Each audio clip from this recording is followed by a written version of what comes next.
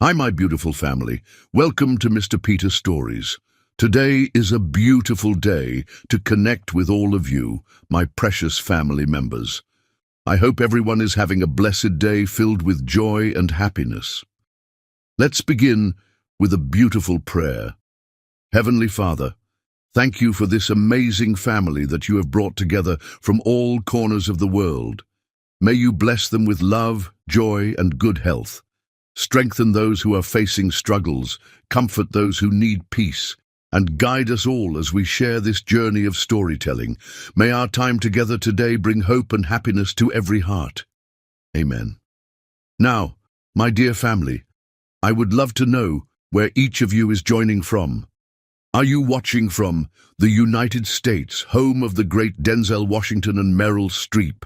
The United Kingdom, where legends like Idris Elba and Emma Watson shine. South Africa, the land of the iconic Charlize Theron and John Caney. Canada, where stars like Ryan Reynolds and Rachel McAdams come from. Australia, home of the amazing Chris Hemsworth and Margot Robbie. The beautiful Caribbean islands, where we celebrate talents like Jamaica, Cheryl Lee Ralph and Peter Williams, Trinidad and Tobago, Winston Duke and Lorraine Toussaint, Barbados, Rihanna and Jeffrey Holder, the Bahamas, Sidney Poitier and Persia White, Dominica, Jason Clouden, St. Lucia, Joseph Marcel, yes, Jeffrey from the Fresh Prince of Bel-Air, Grenada, Franklin Seals. Or perhaps you're tuning in from another beautiful country. Let me know in the comments below. I also want to hear your thoughts on our last two stories. Did they touch your hearts? Which parts made you smile? Your feedback means the world to me and helps me create even more heartfelt stories for you. Let's take attendance today. Comment present below so I know you're here with us on this beautiful day. Remember, my dear family, you are what makes this community special. Your presence, your love, and your support bring so much joy to our storytelling family. With lots of love and blessings, Mr. Peter, drop your comments below and let's connect. The morning air smelled of salt and destruction.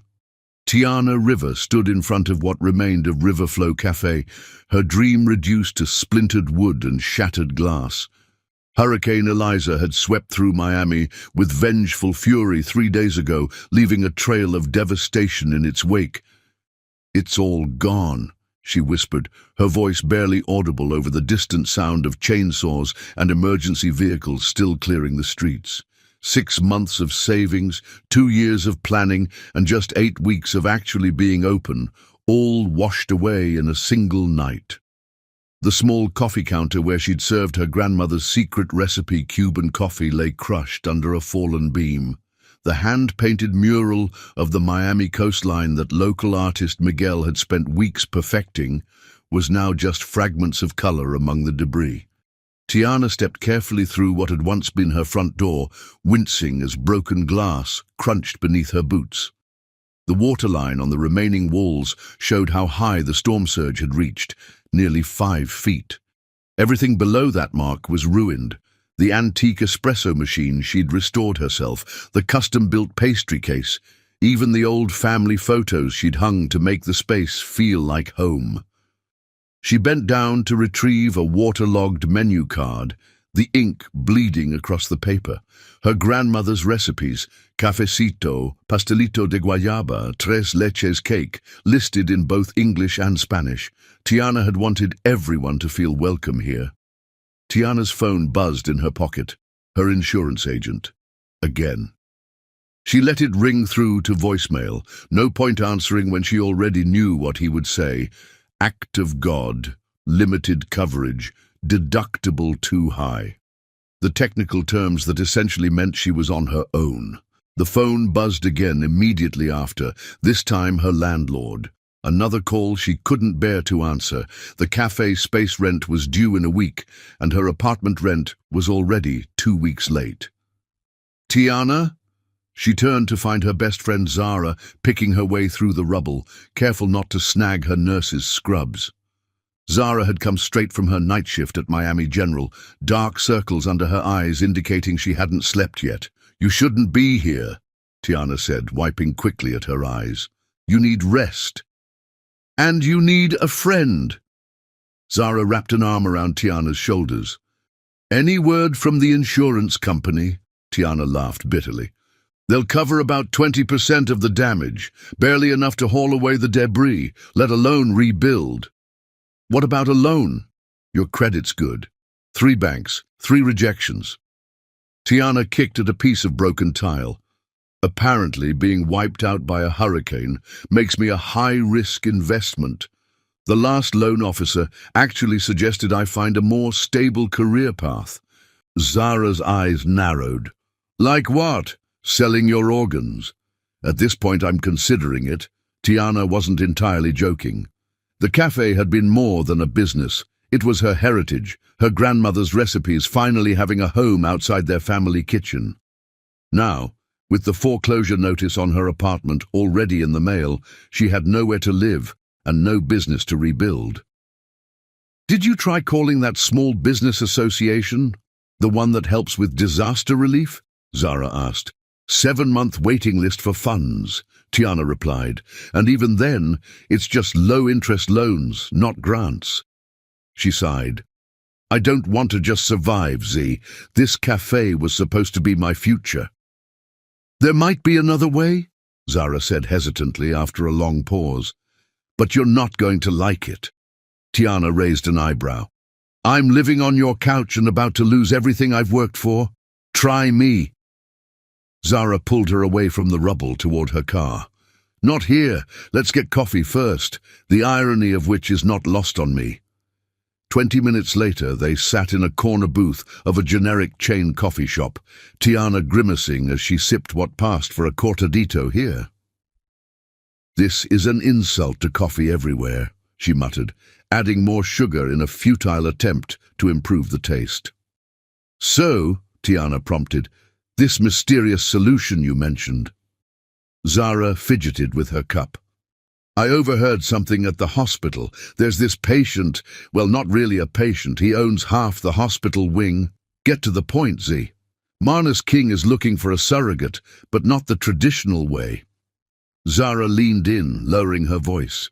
He wants to conceive naturally, one time only, with someone healthy, intelligent and attractive. In exchange, he's offering enough money to...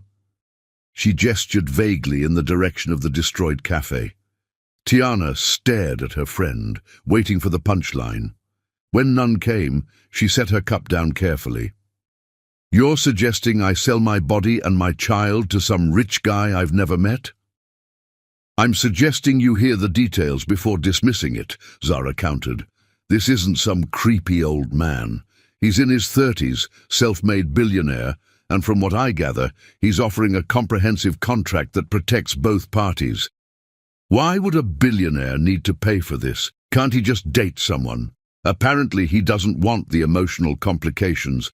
Business is his life, and he wants an heir without the messiness of a relationship. Zara shrugged. He's willing to pay 7 figures, plus medical expenses and a stipend during pregnancy. Tiana shook her head in disbelief. This is insane. I'm not that desperate. But even as she said it, her mind calculated the mortgage payments piling up, the suppliers she still owed, the loans that would follow her for decades. The cafe had been her last connection to her grandmother, the woman who had raised her after her parents died, who had taught her that food was love made tangible. And what happens to the baby afterward? I'm just supposed to hand over my child and cash the check? The thought made her stomach turn. From what I understand, you'd have some visitation rights, but he'd have primary custody. It's all spelled out in the contract. Zara reached across the table to squeeze Tiana's hand. Look, I'm not saying you should do it. I'm just laying out an option because I can't stand seeing you lose everything you've worked for. Tiana pulled her hand away, suddenly feeling trapped. The coffee shop's walls seemed to close in around her, the chatter of other customers growing distant as her thoughts raced. Was she really considering this? What would her grandmother say? Just think about it, Zara said, sliding a business card across the table. His assistant's contact information. The worst that happens is you meet him and say no.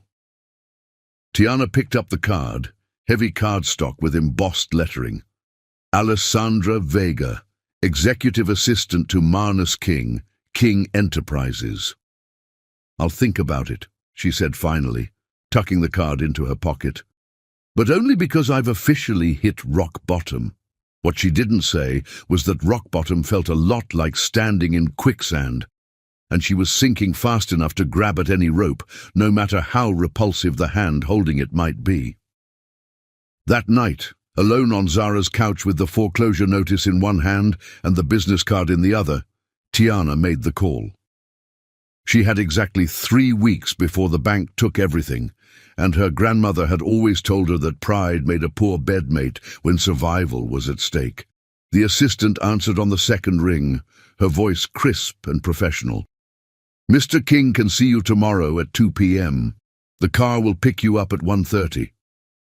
No questions asked, no details required, as if Tiana were simply another business transaction waiting to be processed. Thank you," Tiana managed to say, her throat suddenly dry. "Should I bring anything? A resume or—" She trailed off, realizing how absurd the question was. What qualifications did one need to sell their womb? "Mr. King has already reviewed your background. Just be punctual." The line went dead before Tiana could ask how Marnus King knew anything about her. As she set the phone down, Tiana caught sight of her reflection in Zara's darkened television screen. The woman looking back at her seemed like a stranger, desperate, cornered, considering something she would have found unthinkable just days ago. "Just a meeting," she told her reflection. "You're just going to hear him out." But as she lay awake that night, watching headlights trace patterns across Zara's living room ceiling, Tiana wondered how much of her soul she was willing to trade to keep her dreams alive. Tomorrow, she would find out exactly what the going rate was. Chapter 2. The Proposition. The black car arrived precisely at 1:30 p.m. Tiana watched it from Zara's apartment window, a sleek Mercedes with tinted windows that seemed to absorb the Miami sunlight rather than reflect it. The driver, dressed in a crisp suit despite the heat, exited and scanned the building numbers before checking his watch. "Well, that's punctual," Zara said from behind her. "You sure you don't want me to come with you?" Tiana shook her head, smoothing down the front of her navy blue dress, the only professional outfit she'd managed to salvage from her flooded apartment. "I need to do this alone." "Just remember, you can walk away at any point," Zara squeezed her shoulder. "No matter how intimidating he is." Tiana had spent half the night researching Marnus King. Business magazines called him brilliant, ruthless, innovative. Social media branded him cold, calculating, devastatingly handsome. Every article mentioned his intensely private nature and laser focus on expanding King Enterprises from tech into healthcare, real estate, and green energy. None explained why a man who could have anything would need to hire a woman to bear his child. Downtown Miami's skyscrapers gleamed in the afternoon sun, survivors of the hurricane that had devastated the smaller structures. The car pulled up to one of the tallest, a modern glass tower with King Enterprises emblazoned across the top in understated lettering. "Ms. River," the driver said, opening her door, "please proceed to the private elevator. Ms. Vega will meet you there." The lobby felt more like an art gallery than an office building, with soaring ceilings and sculptures that probably cost more than what remained of Tiana's cafe. A woman waited by a sleek elevator set apart from the main bank, tall, impeccably dressed, with a tablet in hand. "Ms. River, Alessandra Vega." Her handshake was firm, professional. "Follow me, please." The elevator required a keycard and fingerprint scan. "Mr. King values his privacy," Alessandra explained as they ascended. "The top 3 floors are his exclusive domain." Tiana nodded, her mouth suddenly dry. "How many women has he interviewed for this position?" Alessandra's expression remained neutral. "You're the first." The elevator doors opened directly into a vast office space. Floor-to-ceiling windows offered a panoramic view of Miami, the glittering bay, the beach, and in the distance, the neighborhood still recovering from the hurricane. Tiana could almost see the flattened remains of her cafe from this height. "Mr. King will join you momentarily. Would you like water, coffee?" "No, thank you," Tiana managed, though her throat felt like sandpaper. Alessandra disappeared through a side door, leaving Tiana alone with the intimidating view. She approached the windows, drawn to the sight of her city spread out beneath her. "Miami always rebuilds," a deep voice said from behind her, "though some recover faster than others." Tiana turned to find herself face to face with Marnus King. The photos hadn't done him justice.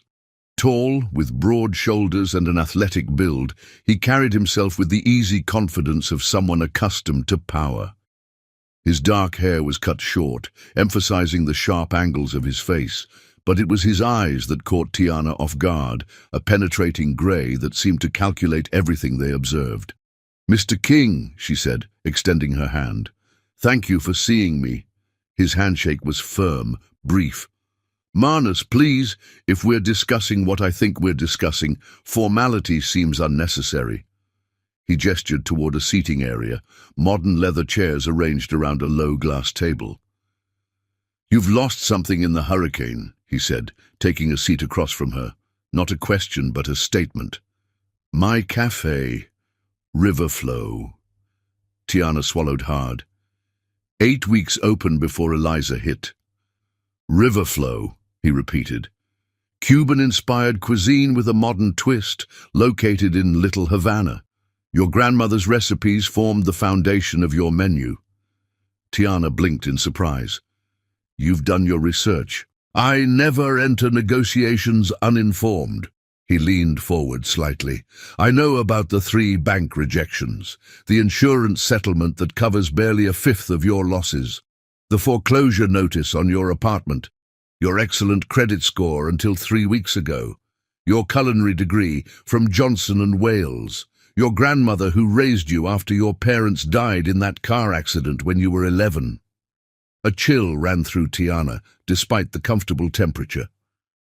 "That's thorough. I'm trusting you with something precious to me. Due diligence is required." His expression softened marginally. "I'm sorry about your cafe. The review in the Miami Herald suggested it had exceptional potential." He stood and walked to a sideboard where he poured 2 glasses of water. "Which brings us to why you're here." He handed her a glass, and Tiana took it gratefully, using the moment to gather her composure. "My friend mentioned you're looking for a surrogate." "Not exactly." Manus returned to his seat. "A surrogate carries another couple's embryo. What I'm proposing is a natural conception resulting in a child that would be biologically both of ours, though legally primarily mine."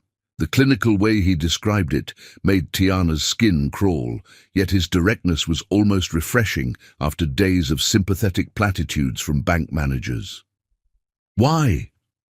The question slipped out before she could stop herself.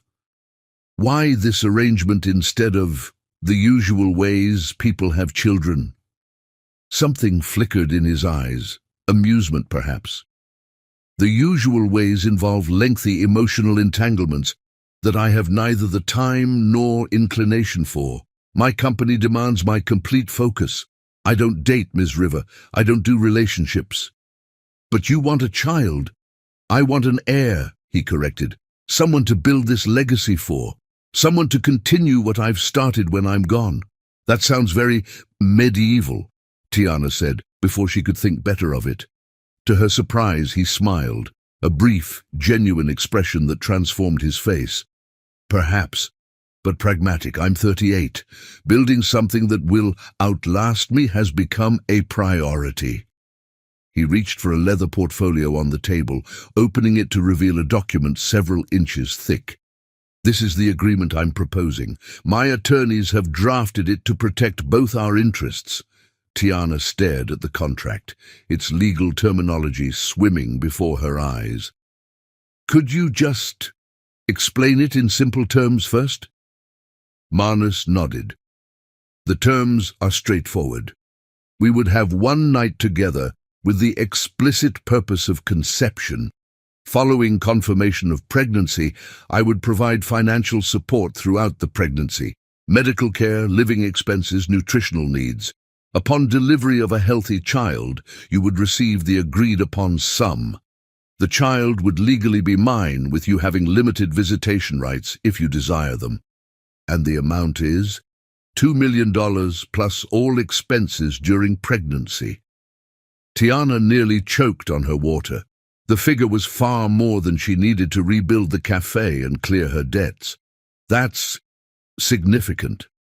I don't undervalue important services, Manus said simply, and bringing my child into the world is perhaps the most important service anyone could provide me. Tiana set her glass down carefully. What if I don't get pregnant? We try once more. If that fails, you receive a consolation payment of $100,000 for your time and effort. His gaze was steady, unemotional. There are medical screenings first, of course. My doctor would examine you tomorrow if you agree to move forward. And if I have pregnancy complications, or if, Tiana forced herself to say it, if I miscarry. Full medical care, regardless of outcome. Half payment in case of late-term loss. He spoke as if discussing a business merger rather than the potential loss of a child. Tiana stood abruptly, needing space from his calculating presence. She walked back to the windows, looking out at the city where her dreams lay in ruins. $2 million would not only rebuild her cafe, but could fund several locations. She could create the restaurant empire her grandmother had always believed she was capable of building. All it would cost was 9 months of her life and giving up a child. I would need my own lawyer to review this, she said without turning around. Of course. I've taken the liberty of providing a list of reputable attorneys who specialize in reproductive law. You may choose any of them, and I'll cover their fees regardless of your final decision. Tiana turned back to face him. Why me? With your resources, you could have approached anyone. For the first time, Manus seemed slightly uncomfortable. He stood, joining her by the window, careful to maintain a respectful distance. Genetics matter to me. Your medical history is excellent, no hereditary conditions of concern. Your intelligence is evident in your academic performance and business planning. Your appearance is, his eyes briefly scanned her face, aesthetically pleasing. Your demonstrated resilience and determination in building your business suggests character traits I would value in a child. You make me sound like a prize-breeding mare, Tiana said, unable to keep the edge from her voice. I make you sound like what you are. A potential genetic contributor to the most important project of my life. His voice remained even. I'm not looking for a wife, Miss River. I'm not looking for love. I'm looking for the right genetic match and a clear arrangement without messy emotions. And you think having a child isn't messy? That feelings won't complicate things? With proper legal boundaries, complications can be minimized. He returned to the table, closing the portfolio. Take the contract. Have your attorney review it. You have 3 days to decide. Tiana felt dismissed, yet also strangely empowered. This cold, calculating man needed something from her that all his billions couldn't simply purchase outright. What if I want changes to the terms? Manus raised an eyebrow. Such as? I don't know yet, but I want the option to negotiate, not just accept or reject. He studied her for a long moment, then nodded. Reasonable. My assistant will provide her direct line. When your attorney has reviewed the contract, we can discuss any proposed amendments.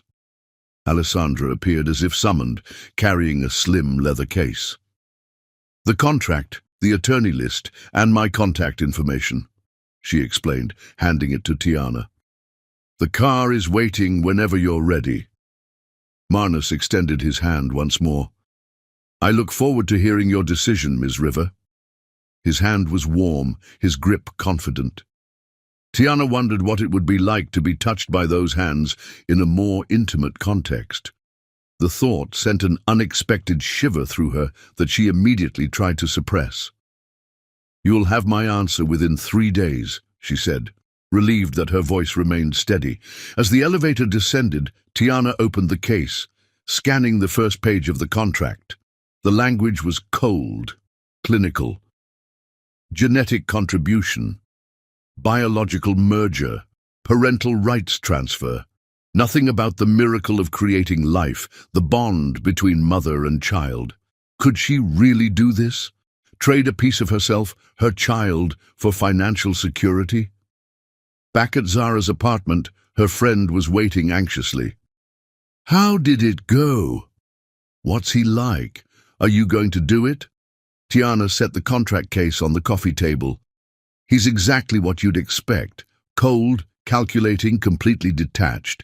He talked about having a child like he was ordering a custom-built car. But the money, $2 million. Zara's eyes widened. "Holy shit." "Yeah." Tiana sank onto the couch, suddenly exhausted. "He wants an answer in 3 days. What are you thinking?" Tiana stared at the leather case. Inside was the potential salvation of her dreams, the resurrection of her cafe, financial security she'd never imagined possible. All in exchange for a child she hadn't planned on having anyway, at least not anytime soon. "I'm thinking I need to find a lawyer." Tiana reached for her phone. "And then I need to decide how much of my soul I'm willing to sell to this devil in a bespoke suit." What she didn't say, couldn't admit even to Zara, was that beneath her disgust at the clinical nature of his proposal, she'd felt something else during that meeting. A flicker of attraction, unwanted and inconvenient, to the man who saw her as nothing more than a biological vessel for his future heir, and that perhaps scared her more than the contract itself. Chapter 3. The Arrangement. 3 days of legal consultations, sleepless nights, and endless debates with Zara had led to this moment. Tiana stood outside Marnus King's penthouse door, contract in hand, heart pounding. After multiple revisions and negotiations, some of which had surprised her by being accepted without argument, she had signed the agreement that morning. She was officially selling her womb to a billionaire. The attorney she'd chosen, Elena Mendez, had been thorough and surprisingly supportive. "This isn't the worst contract I've seen," she'd said after reviewing the initial draft, "but we're going to make it better." And they had, adding provisions for Tiana's post-birth recovery, clearer visitation rights, and a clause preventing Marnus from seeking additional children from her in the future without a completely new agreement. Now, as Alessandra Vega led her into a different part of the penthouse than she'd seen before, Tiana couldn't help wondering if any legal language could truly prepare her for what was about to happen. "Mr. King will join you shortly," Alessandra said, gesturing to a sitting room furnished with understated luxury. "Would you like something to drink? Water? Wine?" "Water is fine," Tiana replied, her throat suddenly dry. As Alessandra left, she took in her surroundings. Unlike the stark modernity of his office, this space felt almost warm. Rich woods, soft lighting, and a wall of windows showcasing the Miami skyline now twinkling with evening lights. "You came." Tiana turned to find Marnus watching her from the doorway. Gone was the impeccable business suit, replaced by dark jeans and a simple grey button-down shirt with the sleeves rolled to his elbows. The casual attire should have made him look more approachable. Somehow, it only emphasized his inherent power. "I signed the contract," she said, gesturing to the folder on the coffee table. "Your assistant already confirmed the first payment was deposited." The good faith deposit of $50,000 had appeared in her account that morning, enough to secure temporary housing and begin clearing her most pressing debts. Marnus nodded, crossing to a sideboard where he poured himself a drink. Your attorney was quite persistent with those revisions. I believe in negotiating from a position of strength. His lips curved slightly. A quality I hope our child inherits. Our child. The words hung in the air between them, making the purpose of the evening impossible to ignore. Tiana's stomach tightened with anxiety. The medical screening confirmed you're ovulating, Marnus continued, his tone clinically detached once more. The timing is optimal. Tiana fought the urge to flee. This was happening. This was really happening. I know. Your doctor was very thorough. An awkward silence fell. For all his meticulous planning, Marnus seemed suddenly uncertain how to proceed. He took a sip of his drink, then set it down untouched. There's a guest room prepared if you'd prefer to. Prepare yourself, he said finally. Or we could have dinner first. The thought of sitting through a meal with the tension hanging between them was unbearable. I think I'd rather just get this over with, Tiana said, then winced at her phrasing. That came out wrong. No, it didn't. This is a transaction, not a seduction. Marnus's voice was flat, but something flickered in his eyes. Follow me. He led her down a hallway to what was clearly the master suite, a spacious room dominated by a large bed with simple, elegant bedding. The lights were dimmed, and floor-to-ceiling windows revealed a breathtaking view of the ocean in the distance. The bathroom is through there if you want privacy, Marnus said, gesturing to a door. Take whatever time you need. Tiana nodded, grateful for the momentary escape. The bathroom was larger than her entire former apartment, with a marble shower that could have held 6 people. She stared at her reflection in the mirror, hardly recognizing the woman looking back at her. You can do this, she whispered to herself. It's just sex. Clinical, contractual sex. She splashed water on her face, took a deep breath, and returned to the bedroom.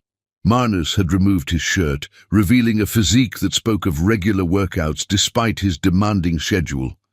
He stood by the windows, his back to her, tension evident in his shoulders.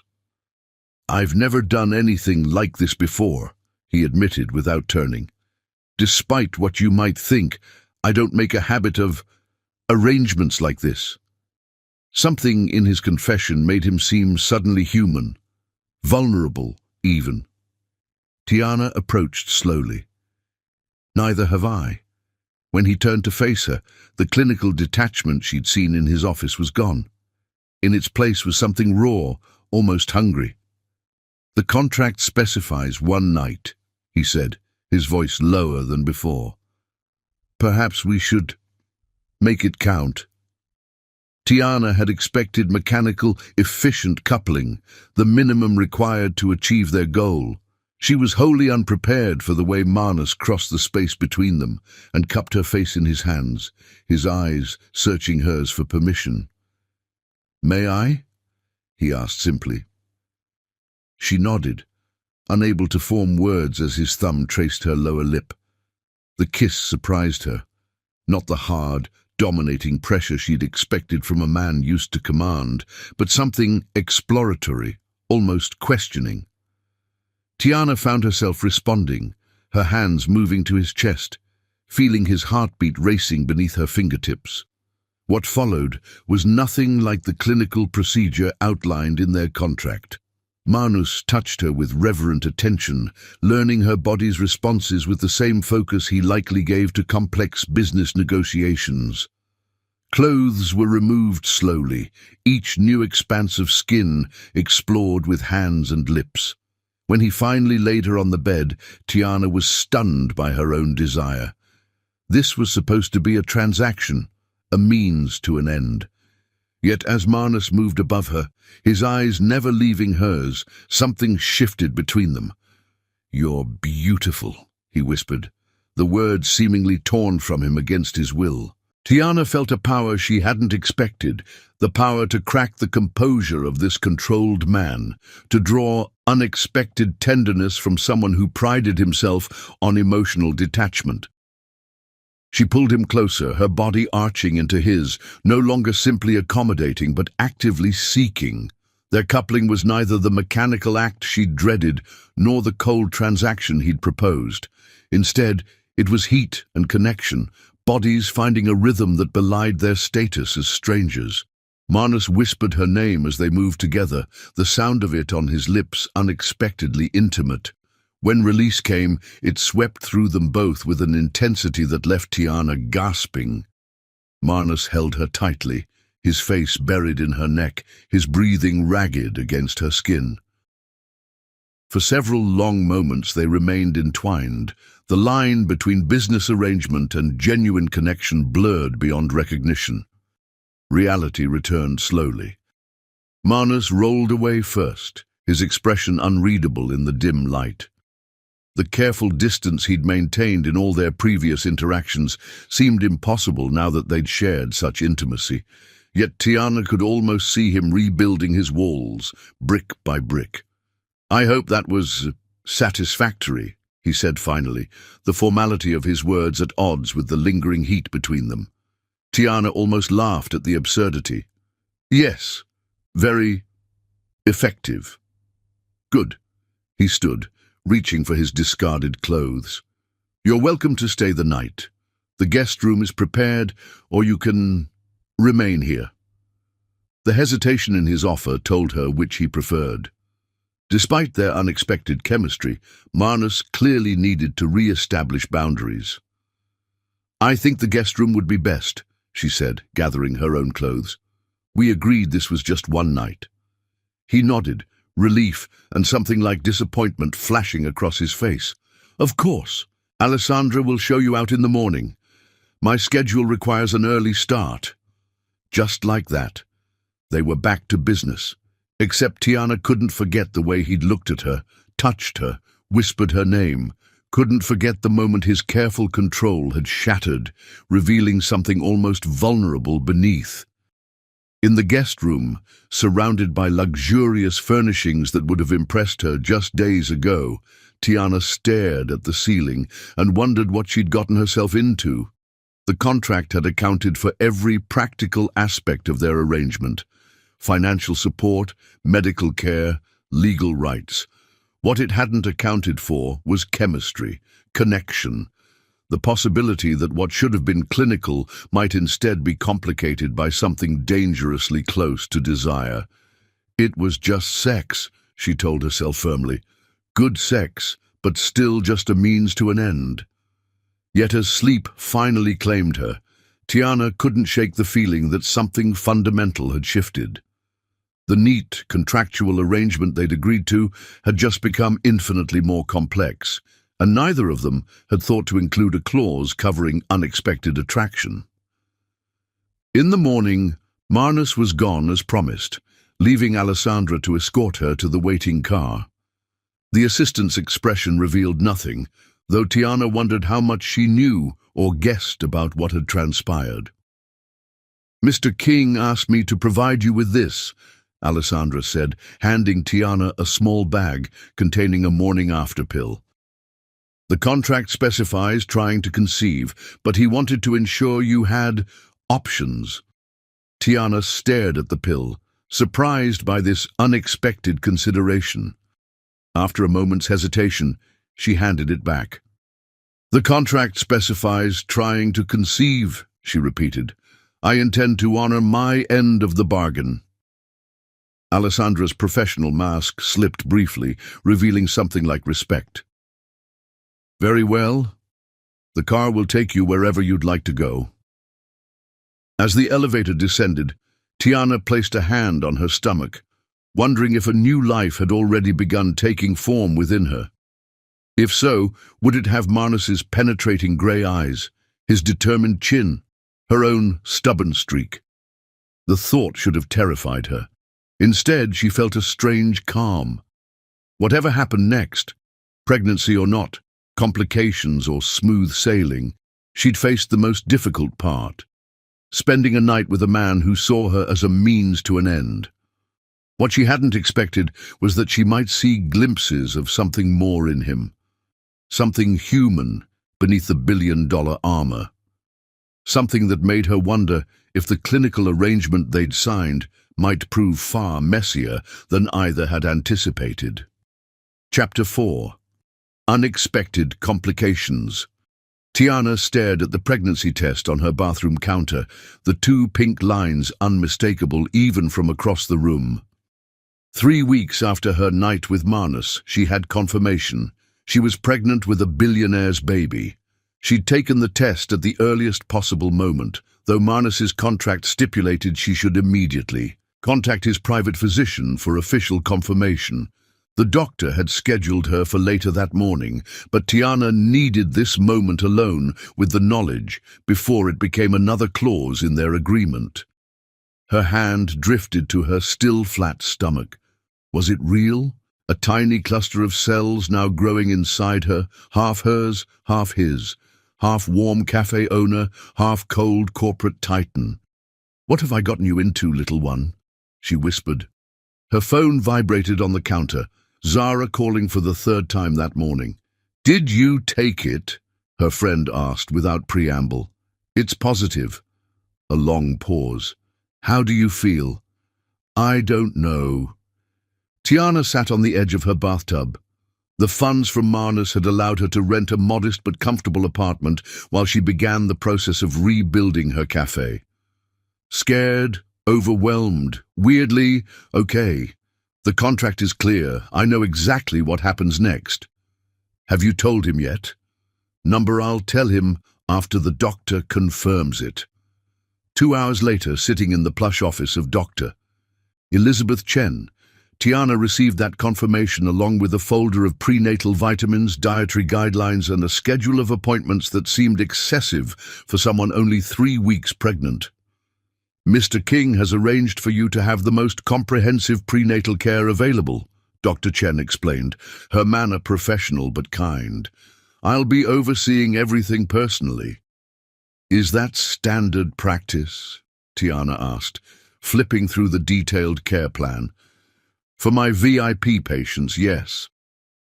The doctor's careful phrasing made it clear she understood the unusual nature of the arrangement. "Would you like me to inform Mr. King of the confirmation, or would you prefer to do so yourself?" Tiana hesitated. According to their contract, notification should go through official channels, doctors, lawyers, assistants, the sterile path, but something about their night together made that feel wrong. "I'll tell him," she decided. "Can you send him the medical report afterward?" Dr. Chen nodded. "Of course." Outside the medical building, Tiana paused on the sidewalk, phone in hand.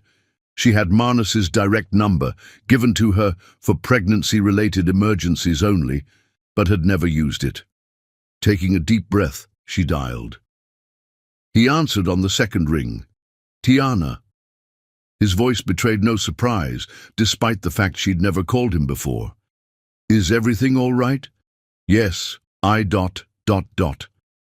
She hesitated, suddenly aware of how intimate this news felt, despite the clinical nature of their arrangement. "I just left Dr. Chen's office.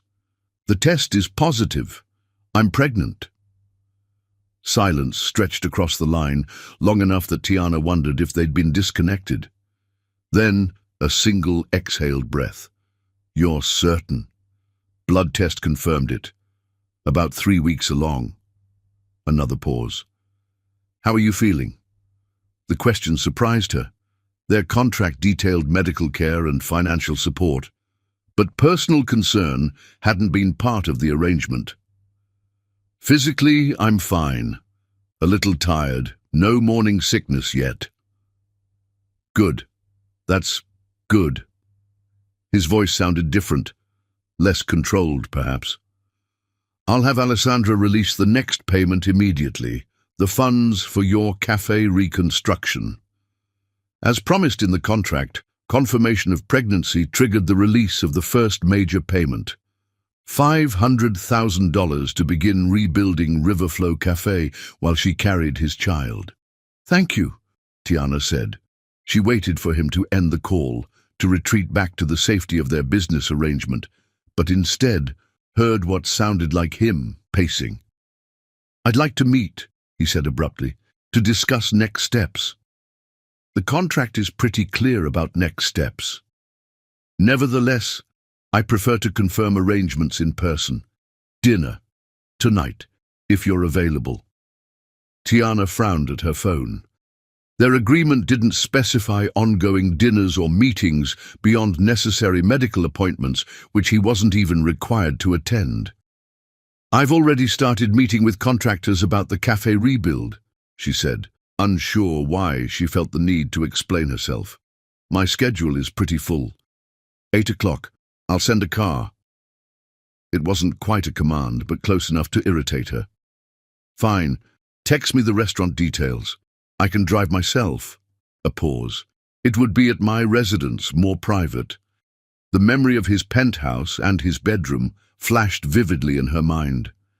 "I'd prefer a public place." She could almost hear his frown. "Very well. La Maison at 8. I'll make reservations." La Maison was among the most exclusive restaurants in Miami. Even at the height of her pre-hurricane success, Tiana wouldn't have been able to get a table there without weeks of advance notice. "I'll be there," she agreed, ending the call before he could issue any more quasi-commands. Within minutes, her phone pinged with notifications: the substantial deposit to her account, a confirmation of her dinner reservation, and a detailed prenatal vitamin subscription that would deliver to her door weekly.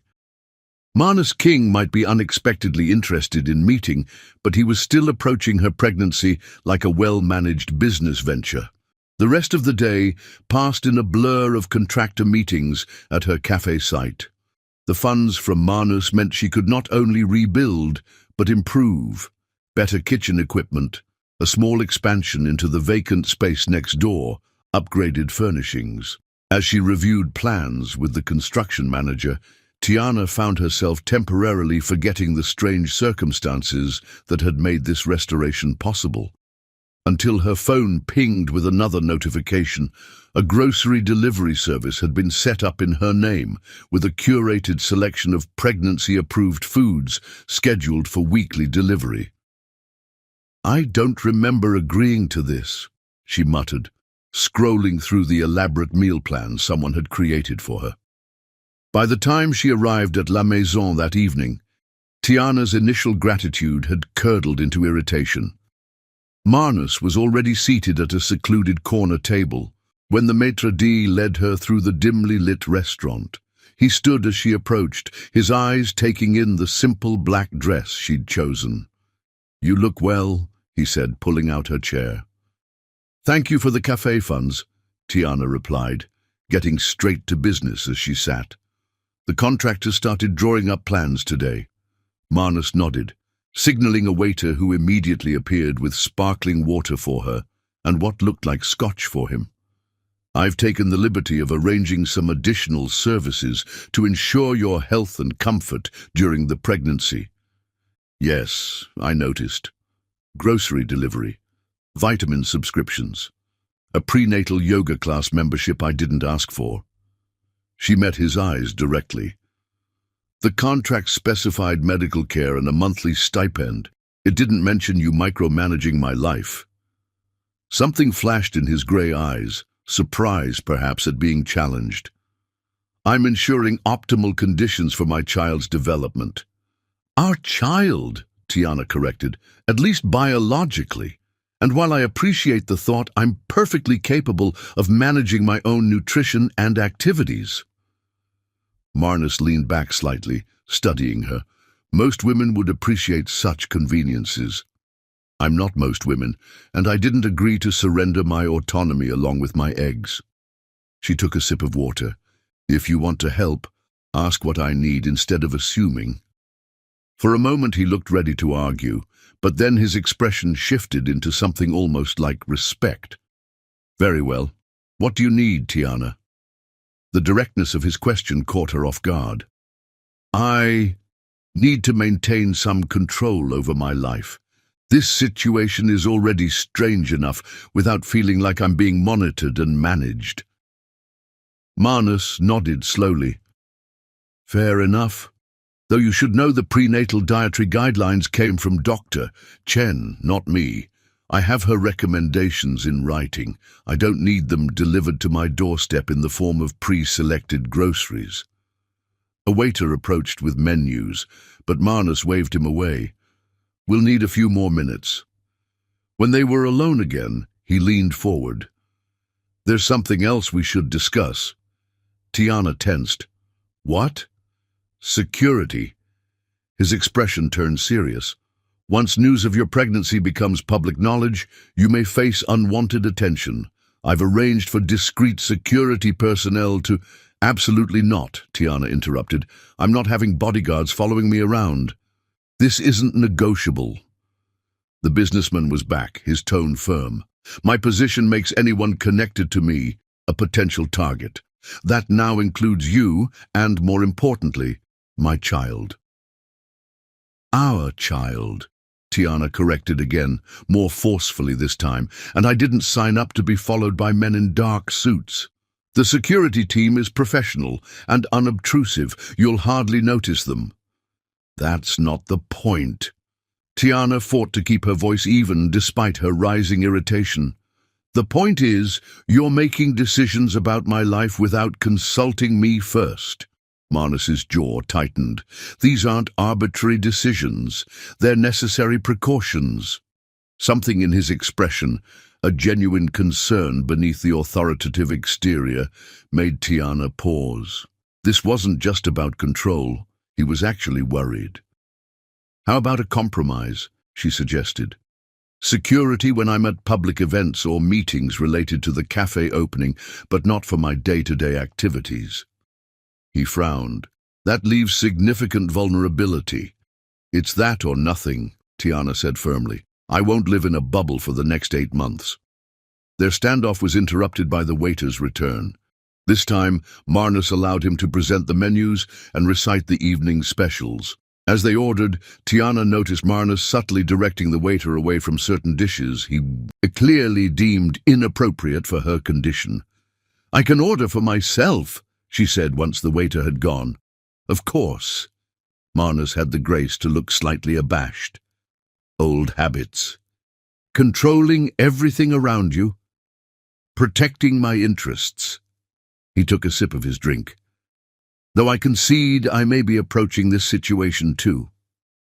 Clinically. The admission surprised her. You think? A hint of a smile touched his lips. Our arrangement is unusual. I'm not accustomed to sharing decision-making when it comes to important projects. I'm not a project, Tiana said quietly, and neither is this baby. Something flickered in his eyes. Discomfort, perhaps, or realization. Number, you're not. He set his glass down carefully. I apologize if my actions have seemed overbearing. My intention was to provide support, not to control. The apology, however qualified, was unexpected. Tiana studied him across the table, remembering the flashes of vulnerability she'd glimpsed during their night together. Beneath the billionaire exterior was a man used to maintaining control at all costs, a man who was now facing perhaps the one situation in life that couldn't be managed with money and power alone. How about this, she offered. You can make suggestions about security, health measures, whatever else concerns you, but they remain suggestions until we discuss them together. Marnus considered this, his expression thoughtful. That's reasonable. He reached into his jacket and produced a small box. Which brings me to this. Tiana eyed the box warily. What is it? Open it. Inside was a sleek smartphone. I have a phone, she said, confused. This one has enhanced security features and a direct line to my security team if needed. He held up a hand as she started to protest. A suggestion only, for your consideration. Tiana couldn't help the small smile that formed. You're learning. I adapt quickly to new parameters. There was that hint of a smile again, transforming his usually stern features. Their food arrived, momentarily pausing the conversation. As they ate, Marnus surprised her by asking detailed questions about the cafe rebuild, not just cursory interest, but specific inquiries about her vision, her menu plans, her staffing strategy. "You seem genuinely interested in the cafe," she observed. "I'm interested in anything that matters to the mother of my child." He paused, then added more quietly, "And I've been impressed by your business acumen." Few people would have developed such a comprehensive rebuilding strategy so quickly. The compliment, delivered without flattery or agenda, caught her off guard. "Thank you."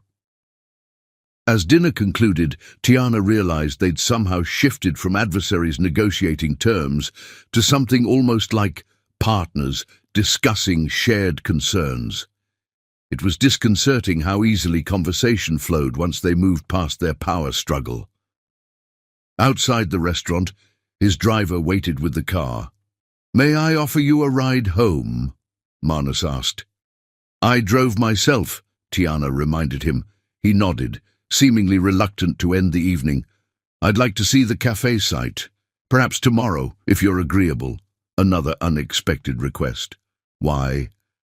"Professional curiosity," he hesitated, "and personal interest." Tiana considered refusing but found herself nodding instead. "Tomorrow afternoon, 3 o'clock, I'll text you the address." "I know the address." At her raised eyebrow, he added, "Due diligence, remember." As she turned to leave, he caught her hand, the first time he'd touched her since their night together. The contact sent an unwelcome spark through her. "Tiana," his voice had softened, "thank you for this." His eyes dropped briefly to her stomach. For a moment, they stood connected, the busy restaurant entrance fading around them. Then Tiana gently withdrew her hand. "Good night, Marnus." Walking to her car, she felt his eyes following her. This wasn't what she'd signed up for, this strange, evolving relationship that kept shifting beneath her feet. The contract had been clear. Conception, pregnancy, delivery, payment, clinical, straightforward, emotionally detached. Nothing had prepared her for a Marnus king who sent prenatal vitamins, asked about her business, and looked at her with something that went beyond their contractual obligation. As she drove home, one hand unconsciously drifted to her stomach. "Well, little one," she murmured, "things just got a lot more complicated." Chapter 5. Power Struggles.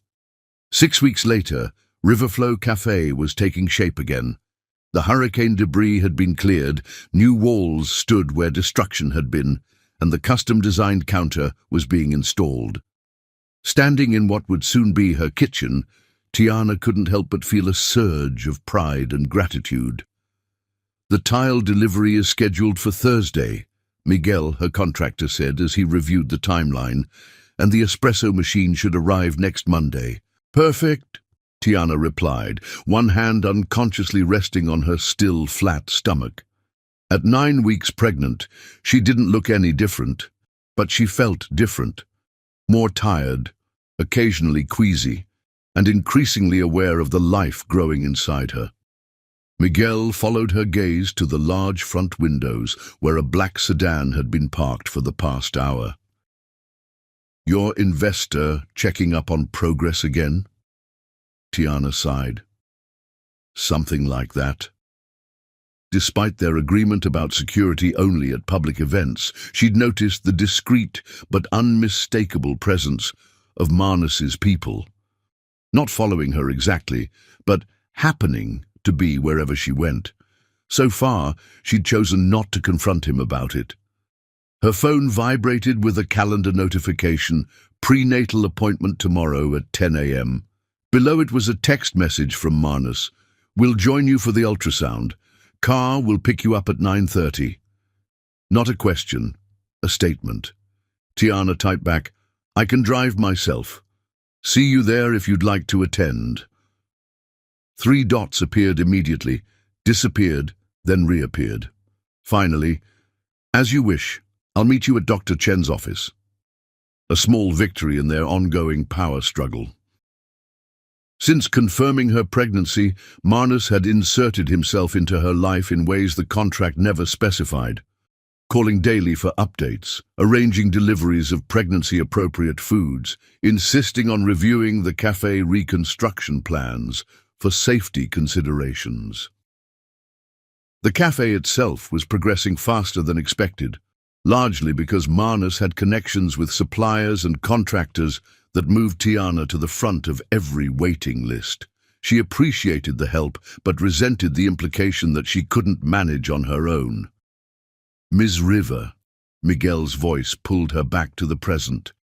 The lighting fixtures, chrome or brass finishes. Brass, she decided, warmer aesthetic.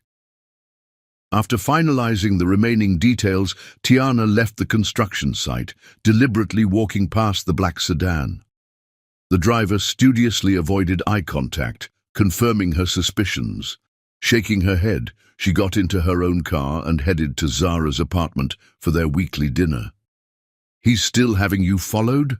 Zara asked later as they sat on her balcony, the Miami sunset painting the sky in brilliant oranges and pinks.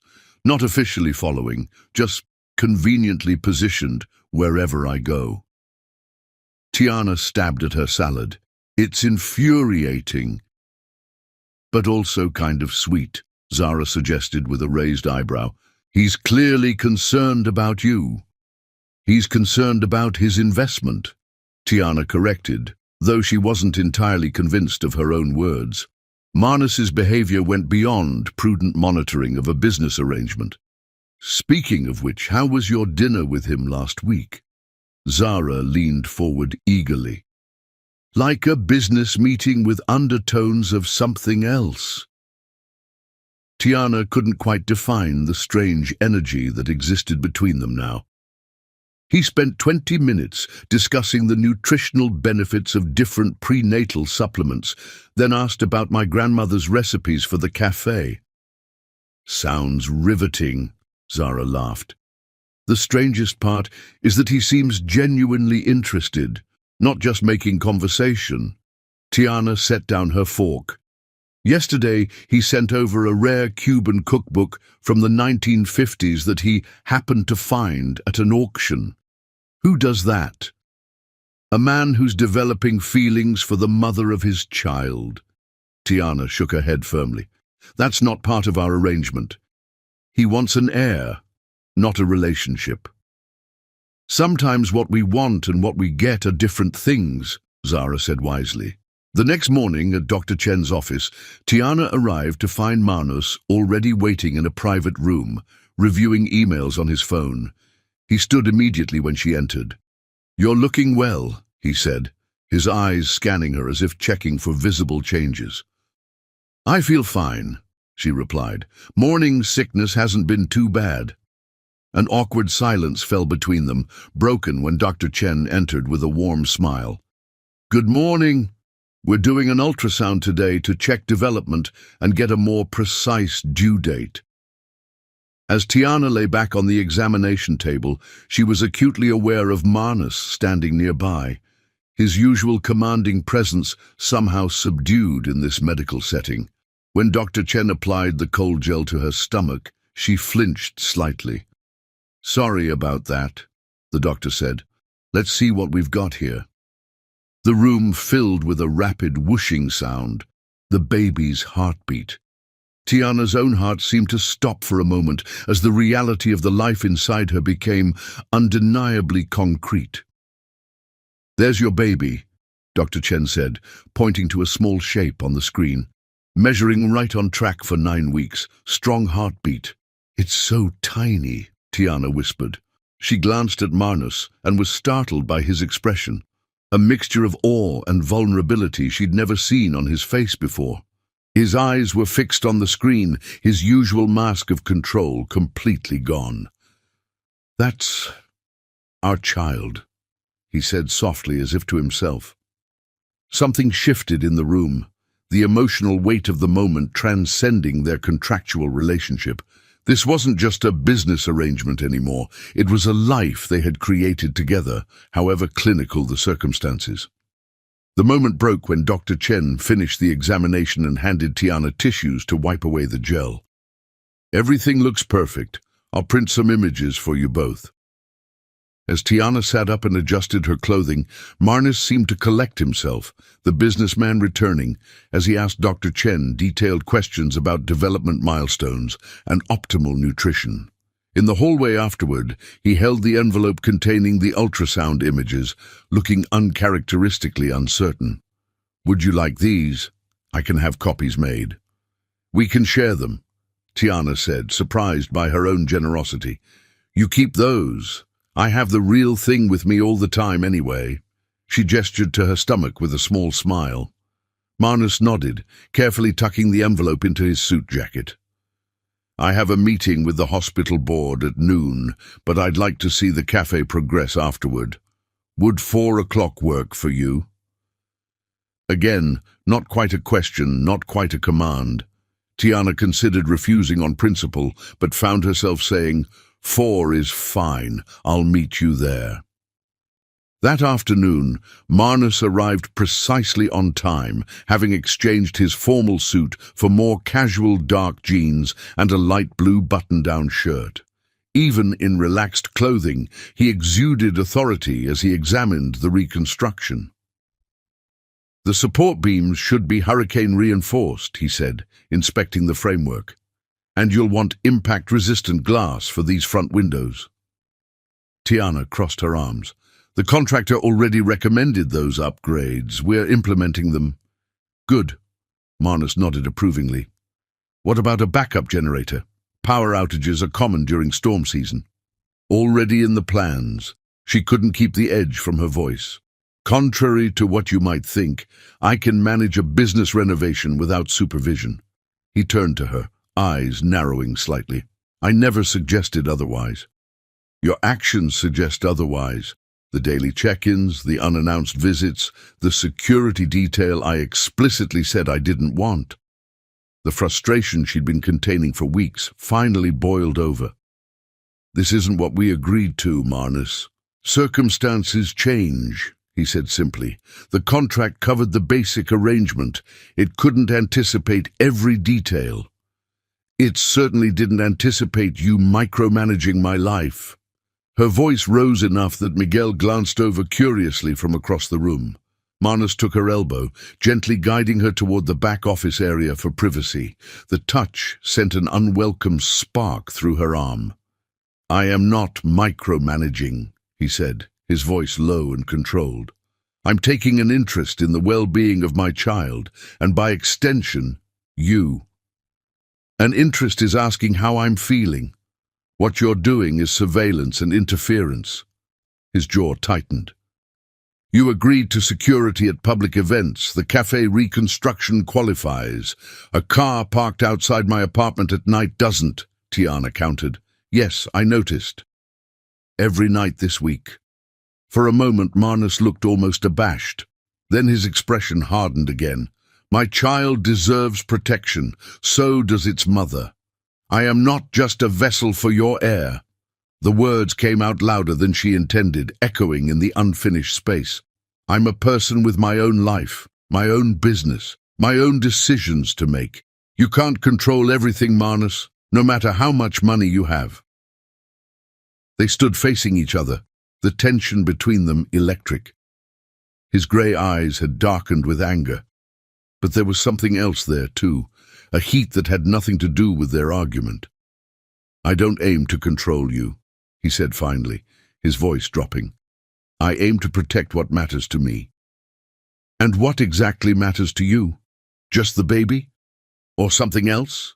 Tiana challenged, stepping closer. The air between them seemed to thin. For a heartbeat she thought he might kiss her, and worse, she wanted him to. The memory of their night together flashed vividly in her mind. Instead, Marnus stepped back, his expression closing off. "The agreement matters. Our child matters. The rest is irrelevant." "Is it?" Tiana pressed. "Then why are you here, Marnus? Why the cookbook? Why daily calls that have nothing to do with the pregnancy? I don't have to explain myself to you." His voice was cold now, the vulnerable man from the doctor's office completely gone. "Actually, you do, when your actions affect my life." Tiana refused to be intimidated. "We have a contract, not a relationship. You made that distinction very clear from the beginning." Something flickered in his eyes. Hurt, perhaps, though she couldn't imagine why. "If my interest in your well-being is so offensive, I'll scale back. You'll receive updates through Dr. Chen and Alessandra going forward." The formal tone felt like a slap after weeks of almost friendly interactions. "Fine, that's what we agreed to anyway." "Fine." He turned to leave, then paused. "The security stays, non-negotiable." Before she could argue further, he was gone, his long strides carrying him quickly out of the cafe and into the waiting car. Tiana stood in the middle of her half-finished cafe, simultaneously relieved and bereft. This was what she wanted, wasn't it? Professional distance, adherence to the original agreement, no complications. Yet as she watched his car pull away, she couldn't ignore the hollow feeling in her chest. Somewhere along the way, their clinical arrangement had developed undertones of something else, something neither of them had bargained for. That evening, her phone remained silent. No texts asking about her dinner choices, no calls checking on her symptoms, no updates about prenatal vitamins or cafe supplies. Just as she'd insisted, just as they'd agreed. Tiana placed her hand on her stomach, where their child grew oblivious to the complicated emotions swirling between its parents. "Your father is the most infuriating man I've ever met," she told the baby. "Controlling, demanding, impossible." She paused, remembering the look on Marnus's face when he saw the ultrasound, that moment of pure, unguarded wonder. "But there might be more to him than that," she admitted softly. "And that's what scares me." Chapter 6. Forbidden Feelings. 2 weeks of professional distance had left Tiana both relieved and strangely bereft. True to his word, Marnus had scaled back his involvement to formal updates through Alessandra and Dr. Chen. No more surprise visits, no more daily calls, no more unsolicited deliveries of pregnancy supplements. The security detail remained, however. A silent, dark car that appeared wherever she went. She'd given up fighting that particular battle. Riverflow Cafe was nearly ready for its grand reopening, scheduled for next weekend. The renovation had surpassed her original vision, partly due to Marnus's connections that had expedited permits and deliveries, though she was reluctant to give him credit. "The sign installation is complete," Miguel announced as Tiana inspected the newly tiled kitchen floor. "Want to see?" Outside, the neon Riverflow sign glowed against the twilight sky, its blue letters a perfect match to her grandmother's favorite color. Beneath it, in smaller script, "Inspired by Rosa." Tears pricked at Tiana's eyes.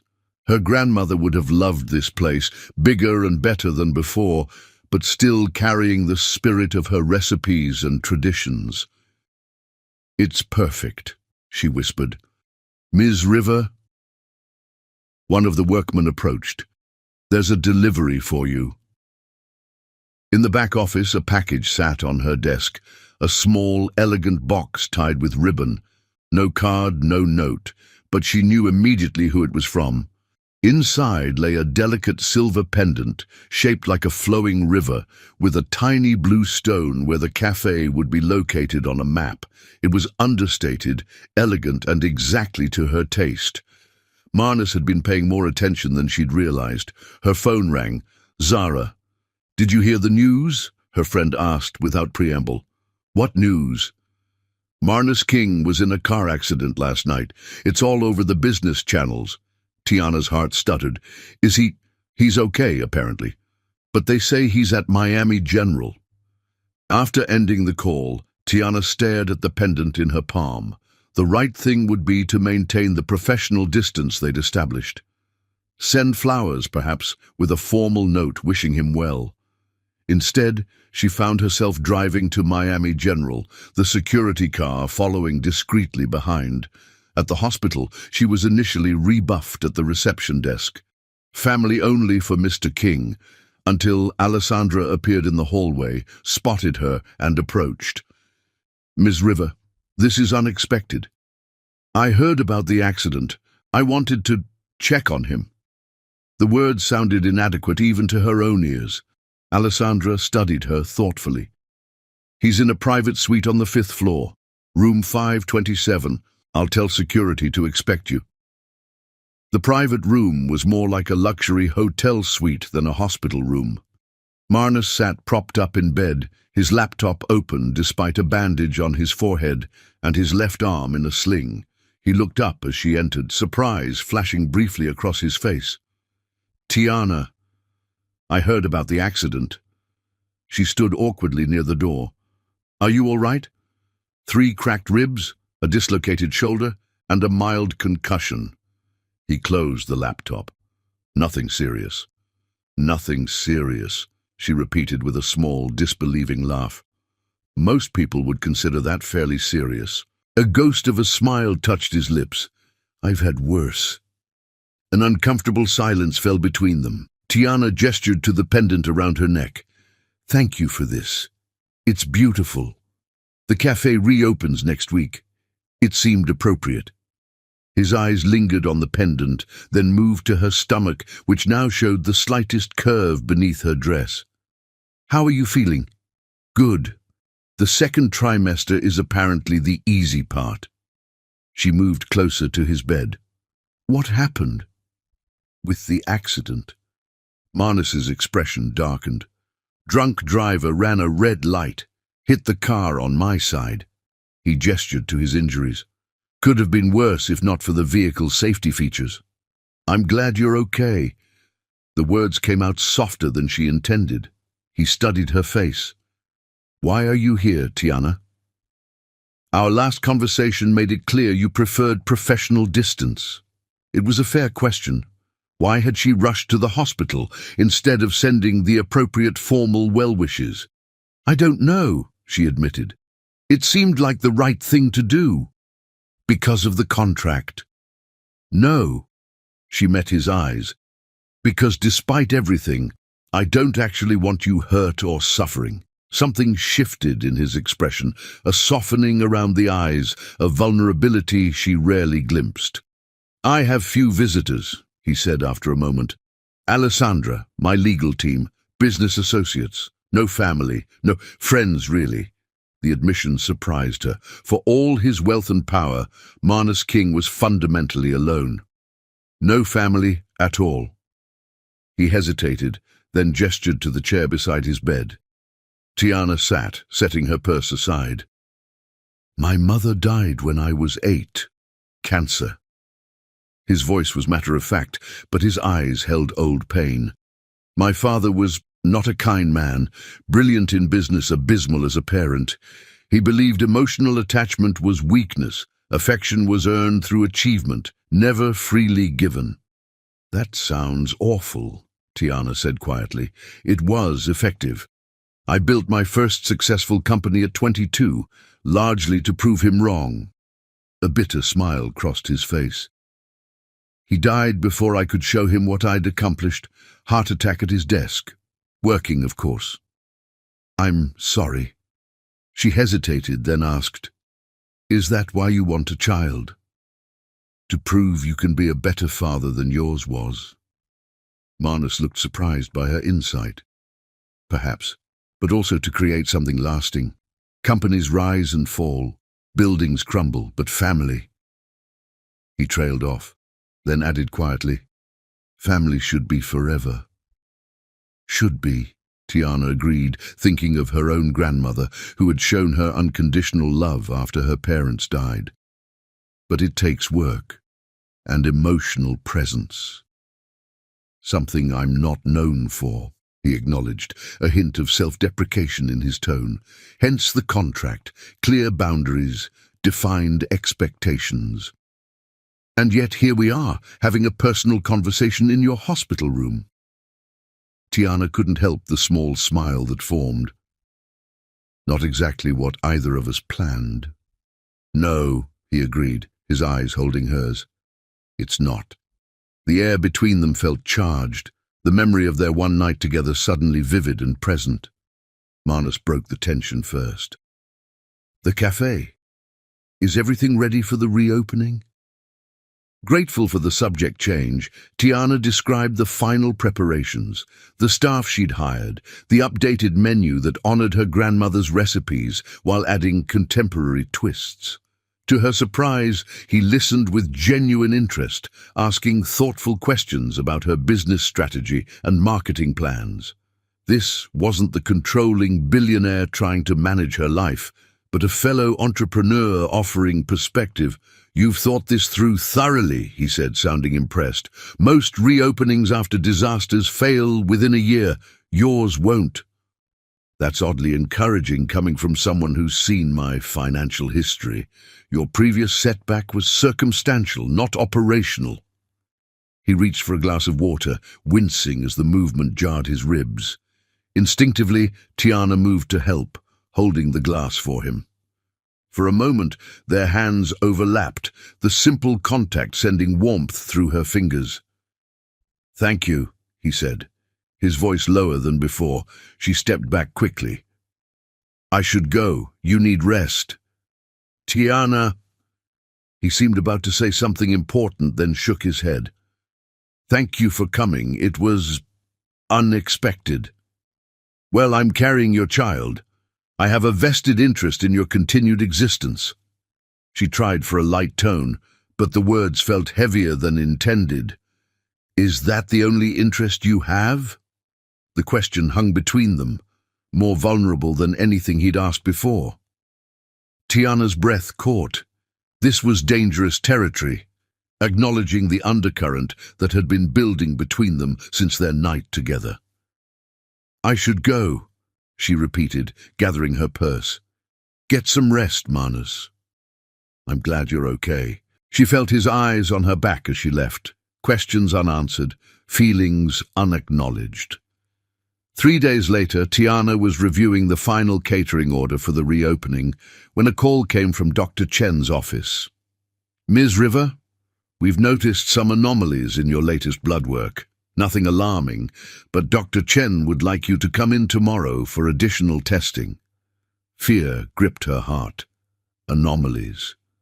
What kind of anomalies? Is the baby okay? The baby appears fine on all scans, the nurse assured her. This is likely just a precautionary measure. Dr. Chen prefers to be thorough. After hanging up, Tiana stood frozen, one hand protectively covering her stomach. The baby had become real to her, not just a clause in a contract, but a life she already loved fiercely. Without thinking, she dialed Manus's number. Tiana, he answered immediately, concern evident in his voice. What's wrong? The fact that he knew something was wrong from just her call told her how rare it was for her to contact him directly. Dr. Chen wants additional tests tomorrow. Something about anomalies in my blood work. Her voice shook slightly despite her attempt to remain calm. What time is the appointment? His tone shifted to problem-solving mode. 10 in the morning. I'll meet you there. It wasn't a question, and this time she didn't want it to be. Okay, she agreed softly. Tiana. His voice gentled. Try not to worry. Dr. Chen is exceptionally cautious. This is likely nothing serious. I know, She stopped, unwilling to admit how scared she felt. You're not alone in this, he said, seeming to understand her unspoken fear. Whatever happens, we'll handle it together. The we caught her off guard, so different from the clinical, detached language of their contract. This was Manus offering partnership, support, shared responsibility. Thank you, she whispered. That night, Tiana could barely sleep, worry gnawing at her despite rational attempts to remain calm. Around midnight, her phone chimed with a text message from Manus. The clinic opens at 8 a.m. I've arranged for Dr. Chen to see you first thing. Car will pick you up at 7:30 if that's acceptable." For once, his controlling tendencies felt comforting rather than intrusive. She texted back a simple "thank you." His response came immediately: "Try to rest. Stress isn't good for either of you." The concern behind the words warmed something in her chest, something she'd been trying to ignore since their night together. Despite her resistance, despite the contract, despite his sometimes overbearing nature, Manus had somehow begun to matter to her as more than just the father of her child. The realization should have terrified her. Instead, as she finally drifted towards sleep, she felt a strange sense of comfort in knowing she wouldn't face tomorrow's uncertainty alone. In the darkness of her bedroom, one hand resting protectively on her growing belly, Tiana finally admitted to herself what she'd been denying for weeks. Her feelings for Manus King had grown far beyond the boundaries of their carefully constructed agreement. And that was the most frightening complication of all. Chapter 7. The Betrayal. The blood test results had been a false alarm. After a tense morning at Dr. Chen's office, they'd learned the anomalies were simply vitamin deficiencies easily corrected with adjusted supplements. The relief had momentarily united Tiana and Manus, his hand finding hers as Dr. Chen delivered the good news. That small moment of connection had shifted something between them. Over the following weeks, they'd established a fragile truce. Manus was less controlling, Tiana less defensive. He attended the Riverflow Cafe reopening, standing quietly in the background as she welcomed guests and reveled in the successful revival of her dream. The cafe was thriving. At 16 weeks pregnant, Tiana had settled into a comfortable routine managing the business while preparing for the baby. Manus called regularly, their conversations gradually extending beyond pregnancy updates to genuine exchanges about their days. She was almost happy, until the envelope arrived. Zara had brought it to the cafe during the lunch rush, a thick manila envelope that had been delivered to Tiana's old address. Probably just junk mail, her friend had said. Hours later, alone in her office, Tiana finally opened it. Inside were photos, dozens of them. Photos of her entering doctor appointments, shopping for groceries, meeting with suppliers, opening the cafe each morning, and accompanying the photos, a detailed report of her daily movements for the past month, times, locations, people she'd met with. Her hands trembled as she flipped through pages of surveillance notes. The level of detail was chilling. What she'd ordered at restaurants, conversations overhead in public places, even notes about her sleeping habits based on when lights went on and off in her apartment. At the bottom of the last page, a simple signature: King Enterprises Security Division, Weekly Surveillance Report. Tiana felt physically ill.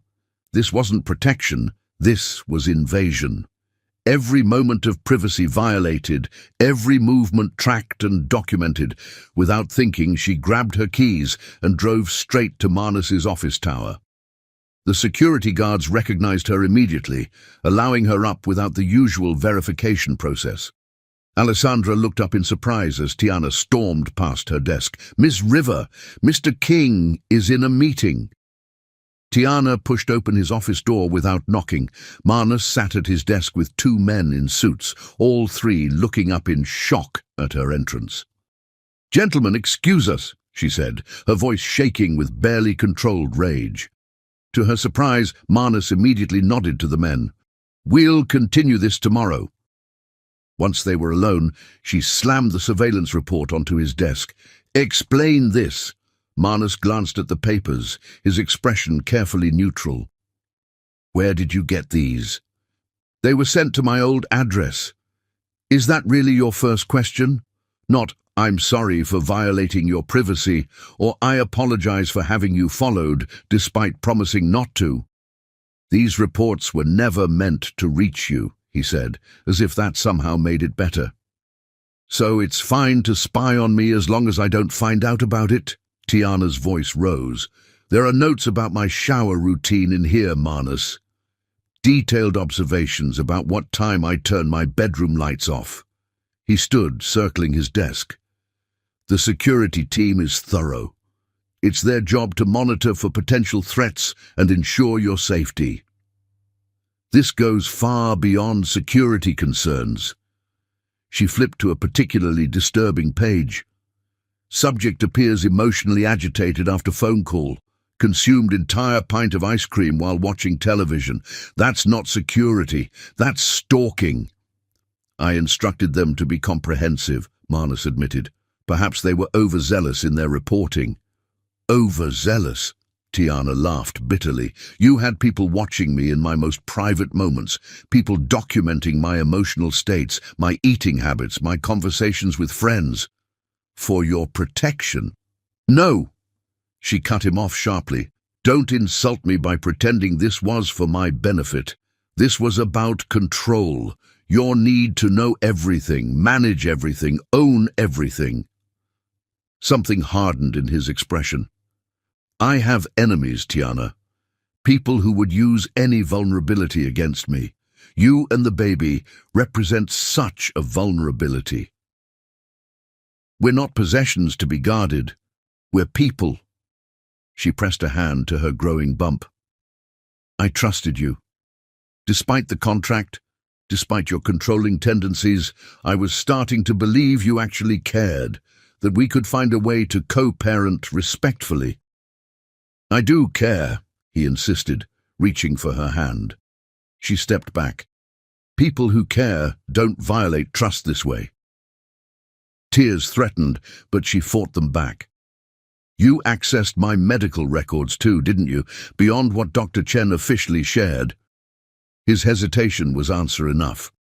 God, there's probably nothing about my life you haven't invaded. The realization was crushing. Was anything real? Or was I just another asset to be monitored and managed? You're being irrational, Manus said, his tone shifting to the cold, dismissive one he used in business confrontations. The pregnancy hormones are clearly affecting your emotional stability. The condescension was the final straw. And there it is. When you can't defend your actions, dismiss me as a hysterical pregnant woman. Tiana, number. We're done here. She gathered the surveillance papers with shaking hands. From now on, we communicate through lawyers only. Stay away from me. Stay away from my cafe.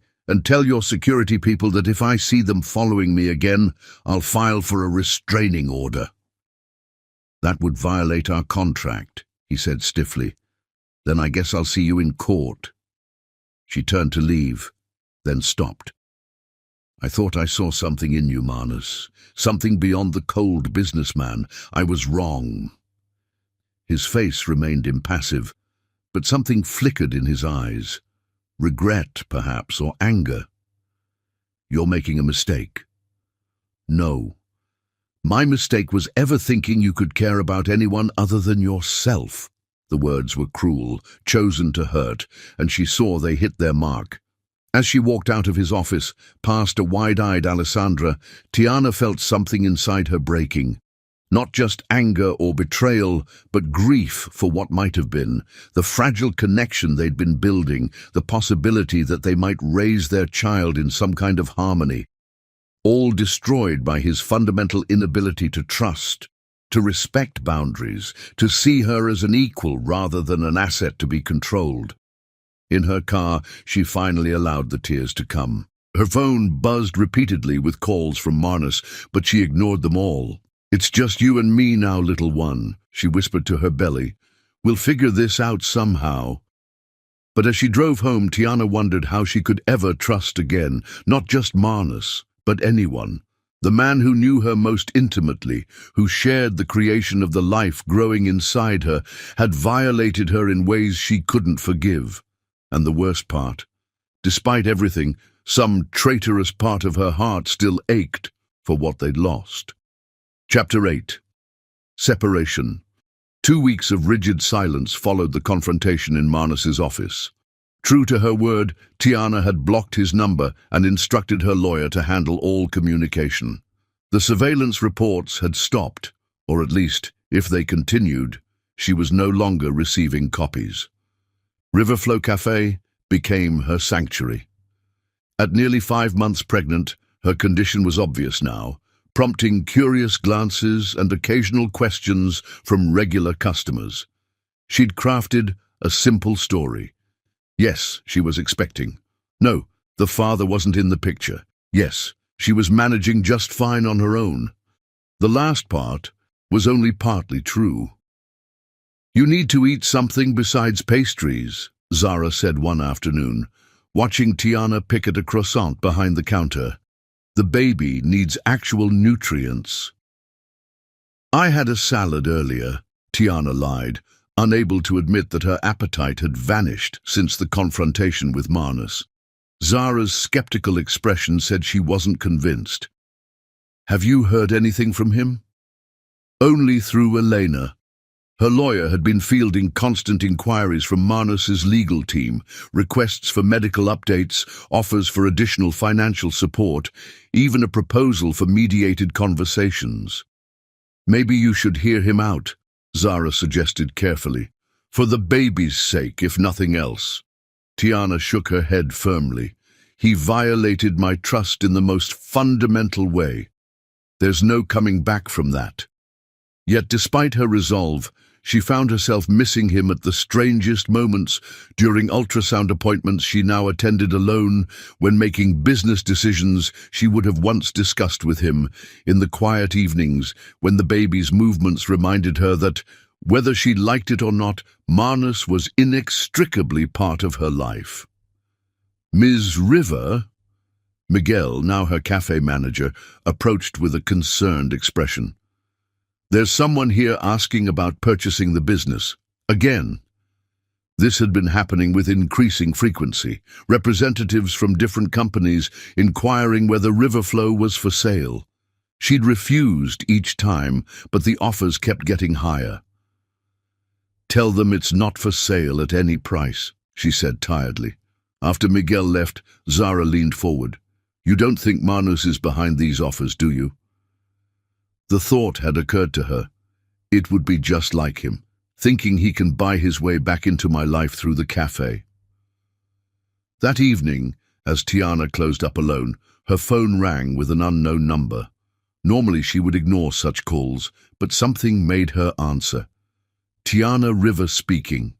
"Ms. River, this is Alessandra Vega." Tiana nearly hung up, but curiosity kept her on the line. "What do you want?"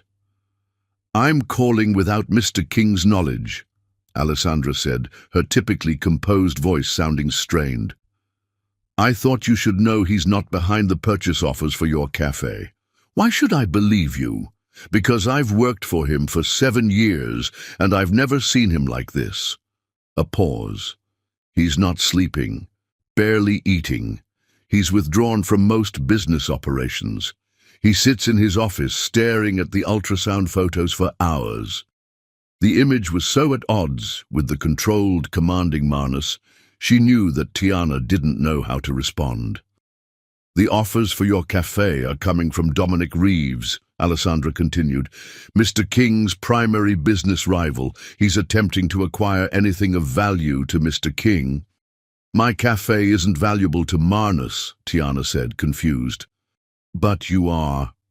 Alessandra's voice softened. "Mr. King made mistakes, serious ones. I'm not defending his actions, but I thought you should know he's not trying to buy his way back into your life. If anything, he's respecting your wishes for distance to a degree that's concerning those of us who work with him."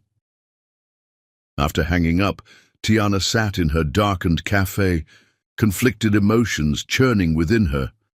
Could she believe Alessandra? And even if Marnus was truly suffering, did that change what he'd done? The baby kicked sharply, as if offering its own opinion. "I know," she murmured, rubbing her belly. "He's still your father, regardless of what happens between us." The next day, a certified letter arrived from Eleanor, her lawyer. Marnus's legal team had proposed an amended contract. Opening it cautiously, Tiana found herself staring at something unexpected, not demands or stipulations, but concessions. He was offering to place all security decisions in her hands, to establish transparent medical information sharing that she would control, to triple the final payment amount with no additional conditions. Most surprisingly, he requested only one thing in return: permission to attend the birth of their child, not as a right, but as a privilege she could revoke at any time. "What do you think?" she asked Elena over the phone. "Legally, it's extremely favorable to you," her lawyer admitted. "He's essentially surrendering most of his contractual leverage while increasing his financial obligation. From a purely strategic standpoint, you should accept immediately." But it wasn't just about strategy anymore. It was about trust broken and the question of whether it could ever be repaired. "I need time to think," Tiana said. That night, unable to sleep, she found herself driving past Marnus's office tower. The top floor, his private domain, was still illuminated despite the late hour. Was he there now, sleepless and regretful as Alessandra had suggested? Or was this all an elaborate strategy to regain control? Her phone buzzed with a text from an unknown number. "He's been sleeping in his office for 2 weeks, hasn't been home once." Hey! Alessandra's continued communication should have felt like another violation, but instead it sparked an unwelcome pang of concern. This wasn't the calculating businessman she'd come to know. This was someone unraveling. The thought brought little satisfaction. A week later, at her regular checkup with Dr. Chen, Tiana finally asked the question that had been lingering in her mind.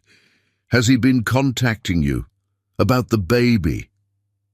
The doctor hesitated, then nodded. "He calls after each appointment for basic updates, information he's entitled to under the original agreement. But he's been exceptionally careful not to request details beyond what you've authorized." "And before, when we were closer, was he accessing my records then?" Dr. Chen looked uncomfortable. "He requested comprehensive reports, yes. But I should clarify, your full medical file contains information about the baby's development. His interests seemed genuinely focused on the child's well-being, not personal details about you." The distinction felt important, though Tiana wasn't sure why. The violation remained the same, yet context somehow mattered. As she left the medical building, she spotted a familiar figure across the street, Marnus himself, sitting in his car, making no attempt to approach or hide his presence. Their eyes met briefly before he started his engine and drove away, respecting her demand for space, even while clearly desperate for some connection to the pregnancy. The glimpse of him, thinner than before, with dark circles visible even from a distance, left her unsettled. This wasn't the behavior of someone trying to control her. This was something else entirely. That evening, after closing the cafe, Tiana sat alone with her laptop, finally opening the document she'd been avoiding, the full surveillance report. Reading it carefully now, without the blind rage of her initial discovery, she noticed nuances she'd missed before. The observations weren't focused on controlling her movements or monitoring her personal life. They detailed potential security threats, noting individuals who lingered too long near her apartment, cataloging unfamiliar vehicles, identifying moments when she might be vulnerable to approach by strangers. One note in particular caught her attention. "Subject appears distressed after phone call. Recommend no intervention but increased monitoring for potential health impacts on pregnancy." They had been watching her, yes, but the intent behind the surveillance suddenly seemed less sinister, more protective, if still fundamentally intrusive and wrong. Her phone buzzed with a text from Zara. "Did you see the business news? Marnus King stepped down as CEO today. Temporary leave of absence, they're saying. Health reasons." Alarmed despite herself, Tiana searched for news articles. Every business publication was running the story. The famously driven Marnus King, stepping back from the company he'd built from nothing. The timing, just weeks after their confrontation, couldn't be coincidental. Was this what rejection did to a man who had never experienced it? Or was something else happening? Something genuine and painful that she'd been too hurt to see? The baby kicked again, more insistent this time. "I know, little one," she whispered. "It's complicated." She found herself picking up the phone, staring at Marnus's blocked number. One tap would unblock it. One call might answer the questions swirling in her mind. Instead, she set the phone down and closed her eyes. Trust, once broken, couldn't be repaired with a single conversation or even an amended contract. Whatever was happening with Marnus, genuine remorse or calculated manipulation, she needed to protect herself and her child from further emotional upheaval. Yet as she placed her hands on her growing belly, feeling the life they'd created together, Tiana couldn't silence the small voice wondering if isolation was truly protection or just another form of pain for her, for Marnus, and for the child who would be born into their complicated legacy. "We'll figure it out," she promised the baby. "Somehow." But the path forward remained as unclear as ever, the separation between what was and what might have been growing wider with each passing day. Chapter 9. Transformation. 3 months had passed since the confrontation in Marnus's office. At 7 months pregnant, Tiana had settled into a new rhythm, managing the increasingly successful cafe, preparing for the baby, and navigating the strange limbo of her relationship with Marnus. They hadn't spoken directly, but the rigid separation had gradually softened. After careful consideration, she'd accepted his amended contract, though she'd added her own stipulation. Any security measures would be discussed openly, with final decisions resting with her. His acceptance had been immediate. Through their lawyers, they'd established a communication system for pregnancy updates. Tiana would send weekly summaries, and Marnus would respond with any questions, always careful to keep his inquiries relevant and respectful. It wasn't perfect, but it was progress. "You're looking good, Doctor," Chen said during Tiana's checkup, reviewing the latest scans. "The baby is developing perfectly. Have you been thinking about your birth plan?" Tiana nodded. "I'll deliver here, with you attending. I want an epidural if needed, and I've decided that Marnus can be present, if he still wants to be." The doctor smiled. "I think that decision will mean a great deal to him." Later that day, as Tiana reviewed inventory orders at the cafe, her phone rang with a now familiar number, Alessandra. Over the past months, Marnus's assistant had become an unexpected ally, providing careful updates that walked the line between professional courtesy and genuine concern. From her, Tiana had learned that Marnus had begun therapy, something she never would have expected from the controlled, emotionally distant man she'd first met. "Ms. River, I wanted to let you know that Mr. King has returned to limited work duties," Alessandra said. "He asked me to assure you that this won't impact any of your agreements." "Thank you for letting me know." Tiana hesitated, then asked, "How is he?" A brief pause. "Better. The therapy seems to be helping. He's addressing some deep-seated issues regarding control and trust." After hanging up, Tiana sat quietly, processing this information. The Marnus she'd first met would never have admitted needing psychological help, would have seen it as weakness. This willingness to confront his issues suggested a transformation she hadn't thought possible. That evening, she found herself composing an email directly to him, the first personal communication since their fight. "Marnus, Dr. Chen says the baby is developing well. I've attached the latest scan. I've been thinking about the birth plan and wanted to let you know that I'm comfortable with you being present when the baby arrives, if you still wish to be there. I hope you're doing well." "Tiana," Simple, direct, but a significant step beyond the formal updates they'd been exchanging through intermediaries. His response came hours later, well after midnight. Tiana, thank you for the scan and for allowing me to be present for the birth. It means more than I can express. I'm working to be better, not just for the baby, but for myself. The person I was, the way I treated you, reflected patterns I'm only now beginning to understand. My need for control stems from deep insecurities I've never addressed. That's no excuse, but perhaps some context. I hope the cafe continues to thrive. From a distance, it appears you've created something remarkable. Marnus. The email left her strangely moved. There was humility in his words, self-awareness that the old Marnus would have considered beneath him.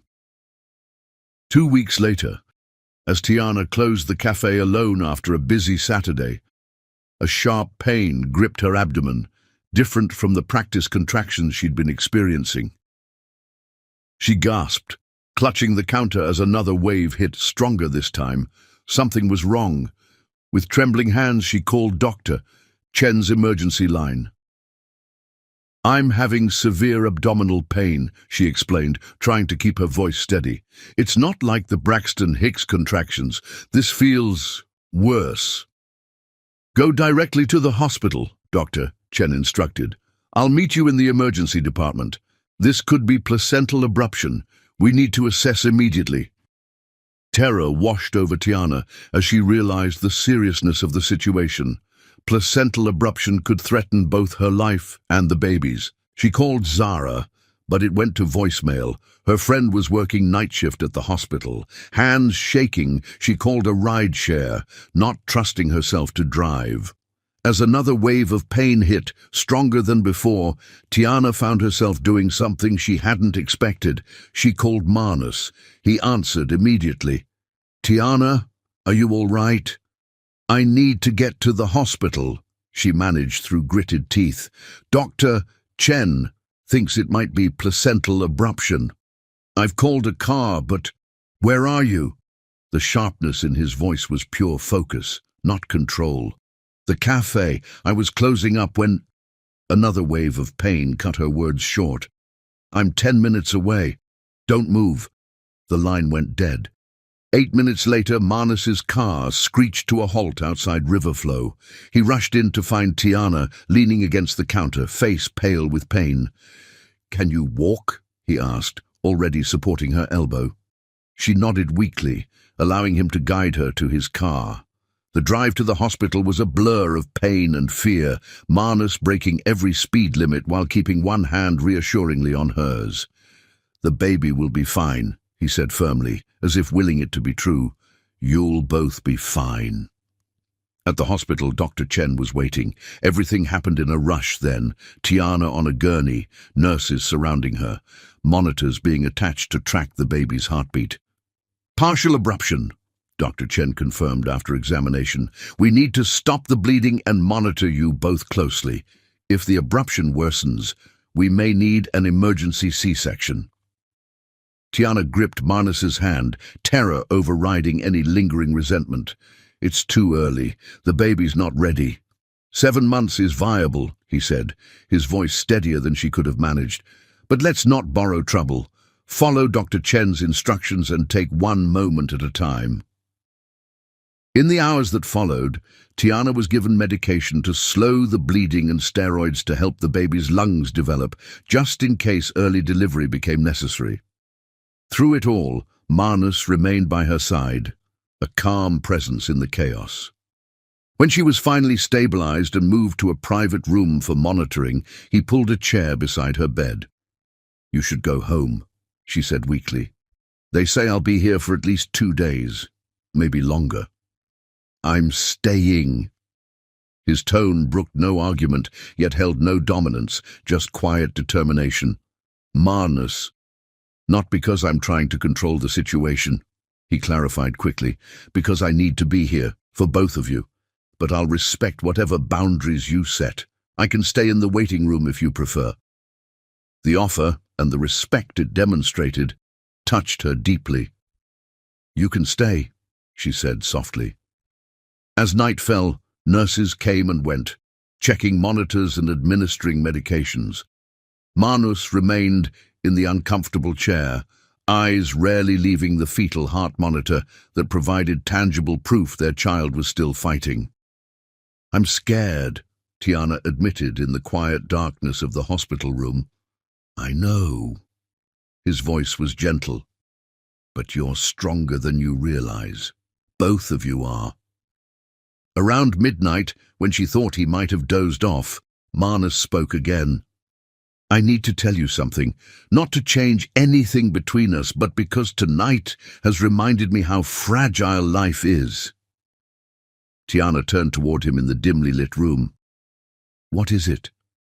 The surveillance wasn't just about control, though that was certainly part of it. He paused, seeming to struggle with what came next. "When I was 12, a business rival of my father's attempted to kidnap me, to use me as leverage. The attempt failed, but my father's response wasn't concern for me. It was anger that I had become a vulnerability in his empire." The revelation stunned her. "Manus. He increased security to extreme levels, not out of care, but to protect his asset. That became my model for protection. Invasive, absolute, detached." His voice grew quieter. "In therapy, I'm learning that I repeated his pattern with you and our child. I mistook control for care. Why didn't you tell me this before?" "I've never told anyone." The admission hung in the air between them. "My father insisted the incident be buried. Kings don't show weakness," he said. "I've carried that philosophy my entire life." Tiana reached for his hand in the darkness. "That doesn't excuse the surveillance, but it helps me understand." "I'm not asking for forgiveness," he said quickly, "just understanding, and a chance to do better for our child." As dawn broke, Dr. Chen returned with cautiously good news. The bleeding had stopped, and the baby's vitals were strong. "We'll keep you here for at least another day," she told Tiana. "Complete bed rest for 2 weeks after discharge, then limited activity until delivery." "The cafe," Tiana began worriedly, "can run without you for a few weeks," Manus said. "Your health and the baby's come first." For once, his authoritative tone didn't bother her. This wasn't about control, but about genuine concern, something she was finally learning to distinguish. Later that morning, Zara rushed in, still wearing scrubs from her night shift. "I just saw your name on the patient list. What happened?" As Tiana explained, she noticed her friend's evaluating gaze shifting between her and Manus, who had stepped aside to give them privacy while remaining within sight. "So he's back in the picture?" Zara asked quietly. "I don't know what he is," Tiana admitted. "Right now he's just here, when I needed someone." "He hasn't left that hallway all night," Zara observed. "Not demanding entry, just waiting, like he's standing guard." The image struck Tiana forcefully. Manus, who controlled billion-dollar deals and commanded a corporate empire, reduced to sentinel duty in a hospital corridor. Not commanding, not controlling, but simply present. Available without imposing. It was perhaps the most profound evidence of his transformation. When Zara left, promising to check on her after some sleep, Manus returned to the room with a cup of ice chips, the only thing Tiana was allowed until further evaluation. "Thank you," she said, meaning more than just the ice. "For coming when I called. For staying." He nodded, understanding the deeper gratitude. "I told my therapist once that I wanted to learn the difference between protection and control. This feels like a practical exam." The small joke surprised a laugh from her. "How do you think you're scoring?" "That's not for me to judge." His eyes met hers. "But I'm trying." As afternoon faded into evening, with the immediate crisis downgraded to cautious monitoring, Tiana found herself watching Manus. The haunted expression he'd worn through the night had eased, but there remained a vigilance in him. a quiet, constant awareness of her needs and the baby's status. This wasn't the calculating businessman who had offered her a clinical contract, nor the controlling figure who had violated her privacy. This was someone new, or perhaps someone who had been buried beneath layers of defensive armor all along. "You should get some real rest," she told him. "Go home, shower, sleep in an actual bed." "I'm fine here," he insisted. "Manus," she said gently, "I'm stable. The baby's stable. We'll still be here when you get back." He hesitated, clearly torn between need for rest and reluctance to leave.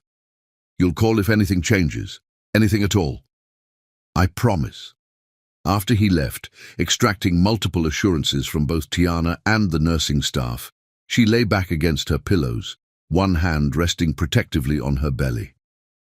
"Your father is a complicated man," she told the baby softly, "but he's trying to be better for both of us." The baby kicked in response, strong and reassuring. Like its parents, their child was a fighter, resilient, determined, unwilling to surrender to circumstances beyond its control. Perhaps that was the legacy worth passing on, beyond wealth or business empires or even genetic traits, the capacity to transform, to grow, to become better than the patterns that shaped you. It was a legacy Tiana realized she wanted to share with Manus, whatever form their relationship might ultimately take. Chapter 10. Reconciliation.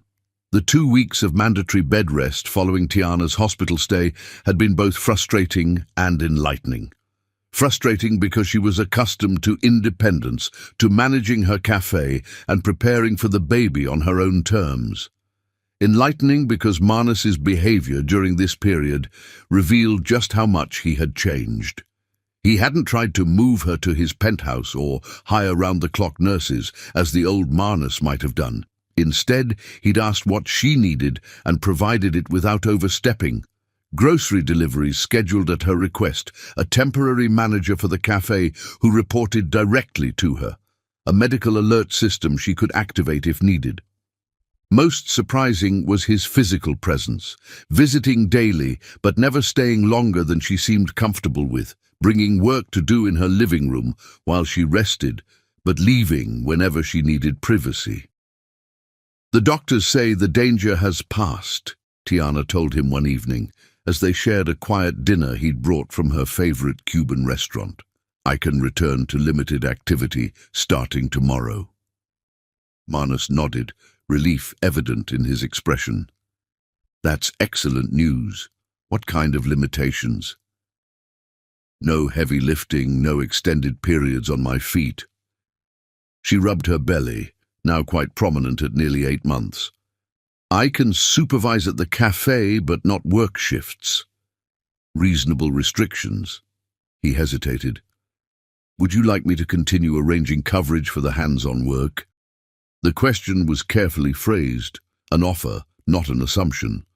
Another sign of his ongoing transformation. "Yes, actually, that would be helpful."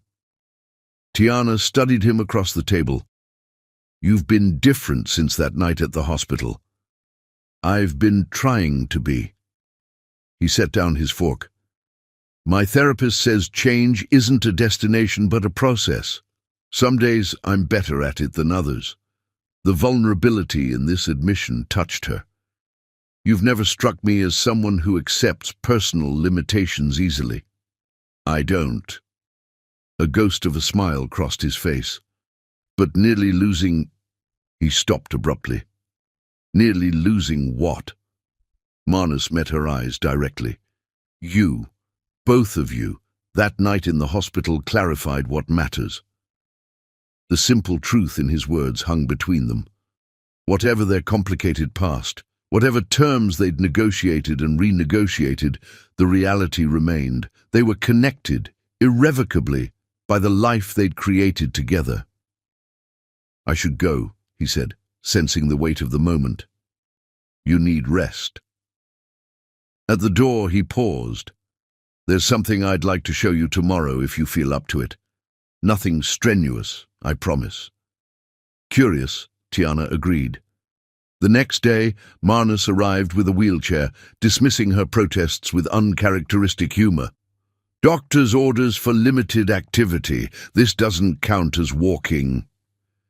He drove them to an unfamiliar part of the city, finally stopping before a modern building with large windows and a discreet sign, King Family Foundation. "What is this?" Tiana asked as he helped her from the car. "Something new." He wheeled her inside to a bright, welcoming space where several staff members greeted them warmly. "The foundation focuses on supporting single parents and children in crisis," Marnus explained as they toured the facility, "particularly those impacted by natural disasters." Tiana took in the thoughtfully designed spaces, childcare rooms, counseling offices, career development centers, even a teaching kitchen. "When did you start this?" "The idea came during my leave of absence." He paused before a wall of photographs showing families rebuilding after hurricanes. "I realized I had the resources to prevent others from facing the kind of desperate choice you were forced to make." The implication stunned her. This entire organization existed because of her story, because Marnus had recognized the systemic vulnerabilities that had led her to their arrangement. "The teaching kitchen," she said softly, understanding dawning. "That's why you asked about my cafe recipes last month." He nodded. "We're offering culinary entrepreneurship programs for parents looking to start small food businesses. Your expertise would be valuable whenever you're ready to share it." It wasn't manipulation or an attempt to buy forgiveness. It was something more profound, Marnus channeling his resources and influence to address the root causes that had brought them together. "This is remarkable," she said, genuinely moved. "It's a start." He shrugged slightly, uncomfortable with praise. "The foundation has a separate board and funding structure from King Enterprises. It will continue regardless of what happens between us." The distinction was important. This wasn't leverage or obligation, but genuine transformation of pain into purpose. Back at her apartment, Tiana found herself seeing Marnus with new eyes. The controlling businessman remained in some ways, his attention to detail, his strategic thinking, his drive to create solutions, but those traits were now directed towards something beyond himself, beyond mere wealth accumulation or empire building. "Thank you for showing me the foundation," she said as he helped her back to her couch. "It means a lot that something positive could come from our complicated beginning." Marnus sat in the chair across from her, his expression thoughtful. "I've been thinking about beginnings lately, and second chances." "Oh, Tiana." He leaned forward slightly. "I know I have no right to ask for more than the co-parenting arrangement we've established, but these past weeks have made me realize that I want more than just cordial interactions for the sake of our child." Her heart quickened. "What are you saying, Marnus?" "I'm saying that I care for you, not as the mother of my child, not as a business arrangement, but as a woman I've come to deeply respect and admire." His voice remained steady, but she could see the effort it took. "I'm not asking for an immediate response, just the chance to see if there might be a path forward for us beyond the contract." The old fear rose in her, fear of his control, his power, the fundamental imbalance between them, but alongside it came newer understanding of the man he was working to become. "I don't know," she said honestly. "There's still so much history between us, trust broken."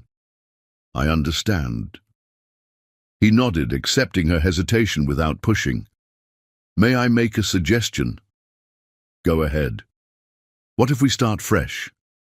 No contract, no arrangement, no expectations beyond getting to know each other as we are now, not as we were when this began." "Dating, you mean?"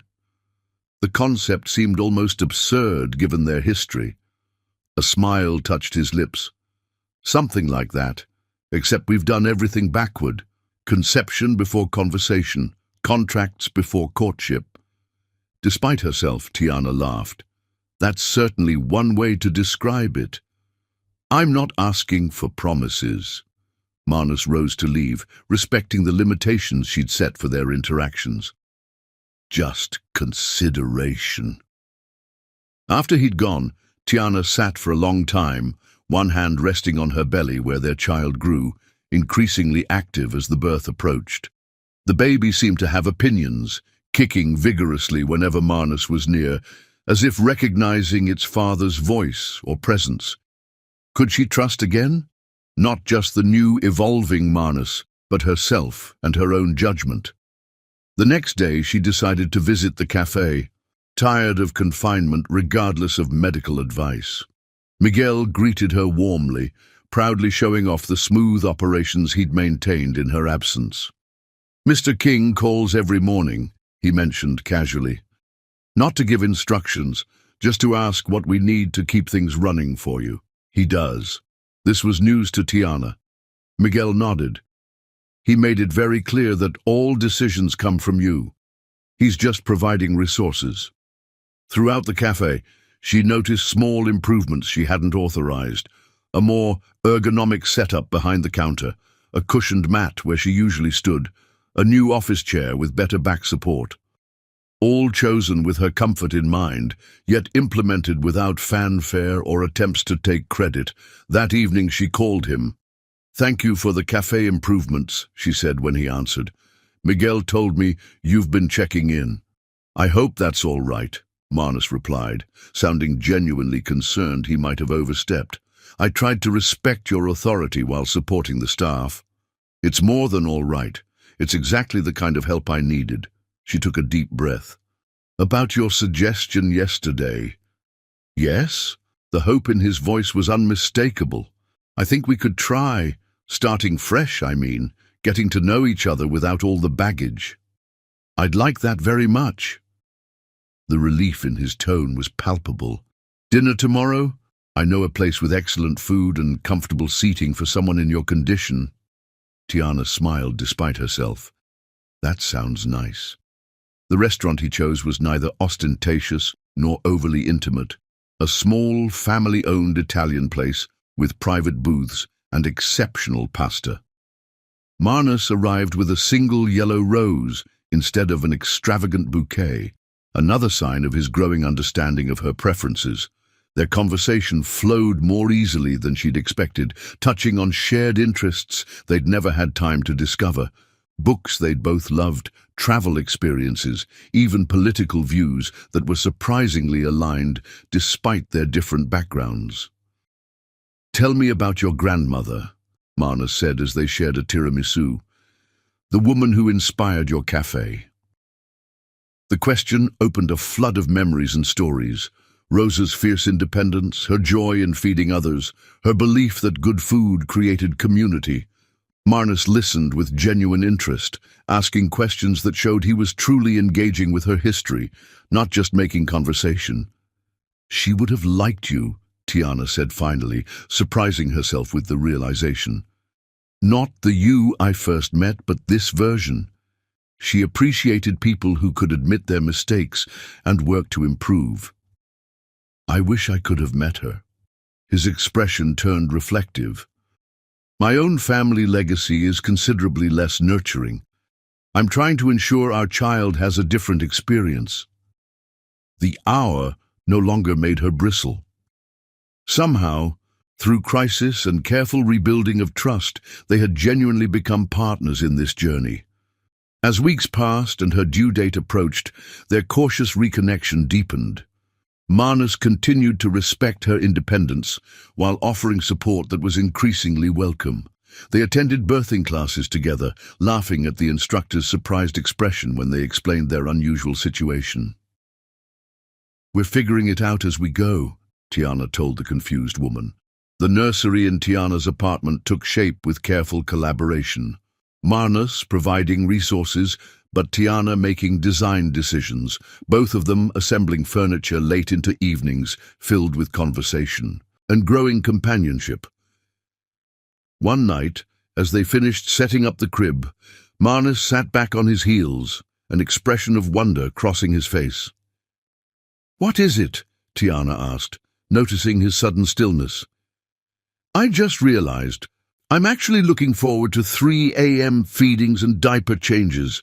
He shook his head, bemused. "If you had told the man who first proposed our arrangement that he'd feel this way, he wouldn't have believed it," Tiana finished, smiling. "Neither would I, honestly." As she walked him to the door that night, their hands brushed, then linked. The simple contact sent warmth through her that had nothing to do with their original night together and everything to do with the journey they'd traveled since. Manus hesitated at the threshold. "May I?" he asked softly. Understanding his request, Tiana nodded. His kiss was gentle, questioning rather than demanding, giving her every opportunity to pull away. Instead, she leaned closer, allowing herself to acknowledge what had been building between them for weeks, not just reconciliation, but something new and tender. When they separated, his eyes held a vulnerability she'd never seen in the controlled businessman she'd first met. "I'm falling in love with you," he said simply, "not because of the baby, not because of the contract, because of who you are and who I'm becoming with you." The words hung between them, honest and unadorned, no manipulation, no leverage, just truth offered without expectation. "I need time," she replied, not rejecting his feelings, but not fully embracing them either. "This is still so complicated." "Time is something I can give." He brushed a strand of hair from her face. "We've done everything else backward. There's no rush for this." As he left, Tiana placed both hands on her belly, feeling the baby's movements beneath her palms. "What do you think, little one? Should we trust him? Trust this?" The baby kicked firmly, as if in answer. That night, alone in her apartment but no longer feeling truly alone, Tiana realized the greatest transformation wasn't Manus's shift from controlling billionaire to mindful partner, or even her own journey from desperate cafe owner to confident mother-to-be. The true transformation was in what existed between them, a connection that had begun as a cold business arrangement and had somehow, against all odds, blossomed into something genuine and hopeful. Not quite love, not yet, but perhaps the foundation for something even stronger, a partnership built on hard-won understanding, mutual respect, and the shared commitment to be better than the patterns that had shaped them. As she drifted toward sleep, Tiana found herself looking forward to tomorrow, and all the tomorrows that would follow. Whatever label they eventually placed on their relationship, they had already achieved something remarkable, genuine reconciliation, not just with each other, but with the better versions of themselves. Chapter 11, New Beginning. "It's time," Tiana said calmly into the phone, one hand pressed against her lower back as another contraction built. "My water just broke.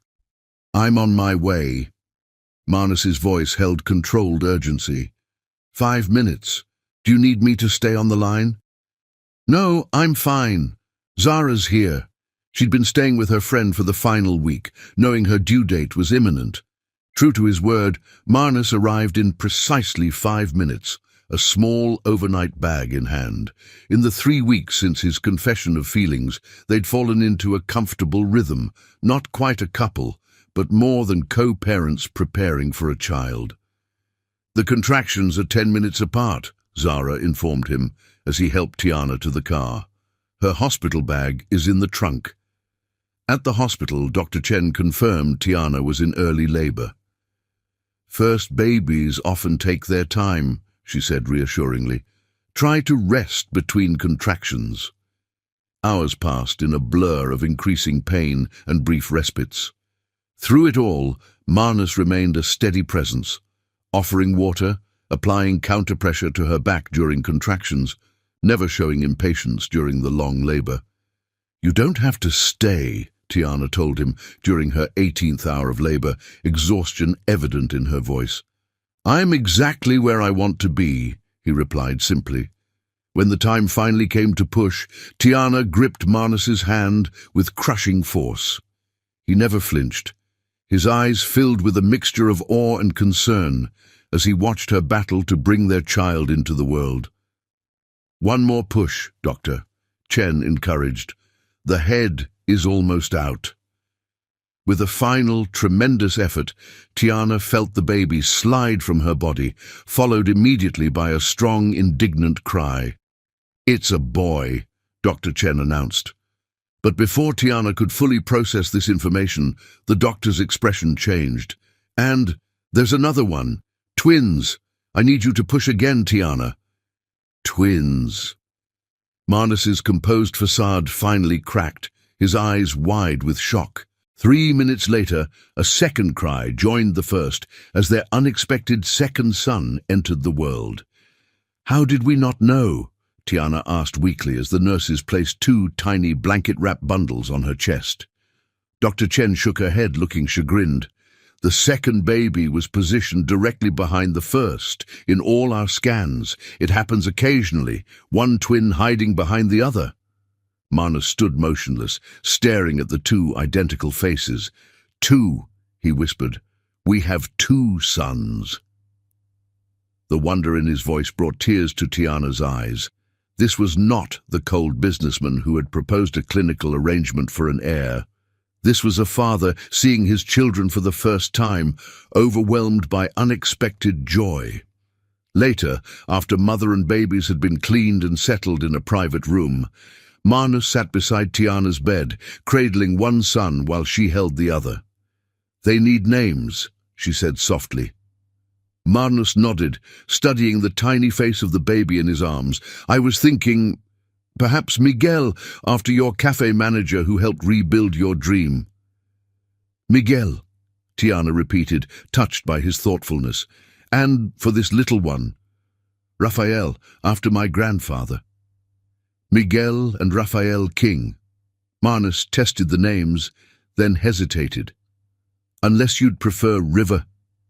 The question reflected how far they'd come, Marnus deferring to her preference rather than assuming his family name would prevail. "King is fine," she assured him. "They're as much yours as mine." He looked up, his expression suddenly serious. "Speaking of which." Setting Miguel carefully in the hospital bassinet, Marnus reached into his pocket and withdrew a small box. Tiana's heart stuttered. "Marnus, this isn't because of the babies," he said quickly, opening the box to reveal a simple yet elegant diamond ring. "And I'm not asking because of our contract or arrangement. I'm asking because these past months have shown me who I want to be and who I want beside me." He moved from the chair to one knee beside her bed, still mindful of Raphael in her arms. "I love you, Tiana. Not the transaction we began with, but the partnership we've built. I love your strength, your kindness, your refusal to let me hide behind wealth or power." He held the ring up, eyes never leaving hers. "Will you marry me?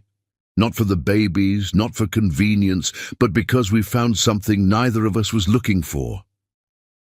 Tiana looked from Marnus to the tiny boy in her arms, to his twin sleeping peacefully in the bassinet. Their journey had been anything but traditional, business arrangement to reluctant partnership to unexpected love.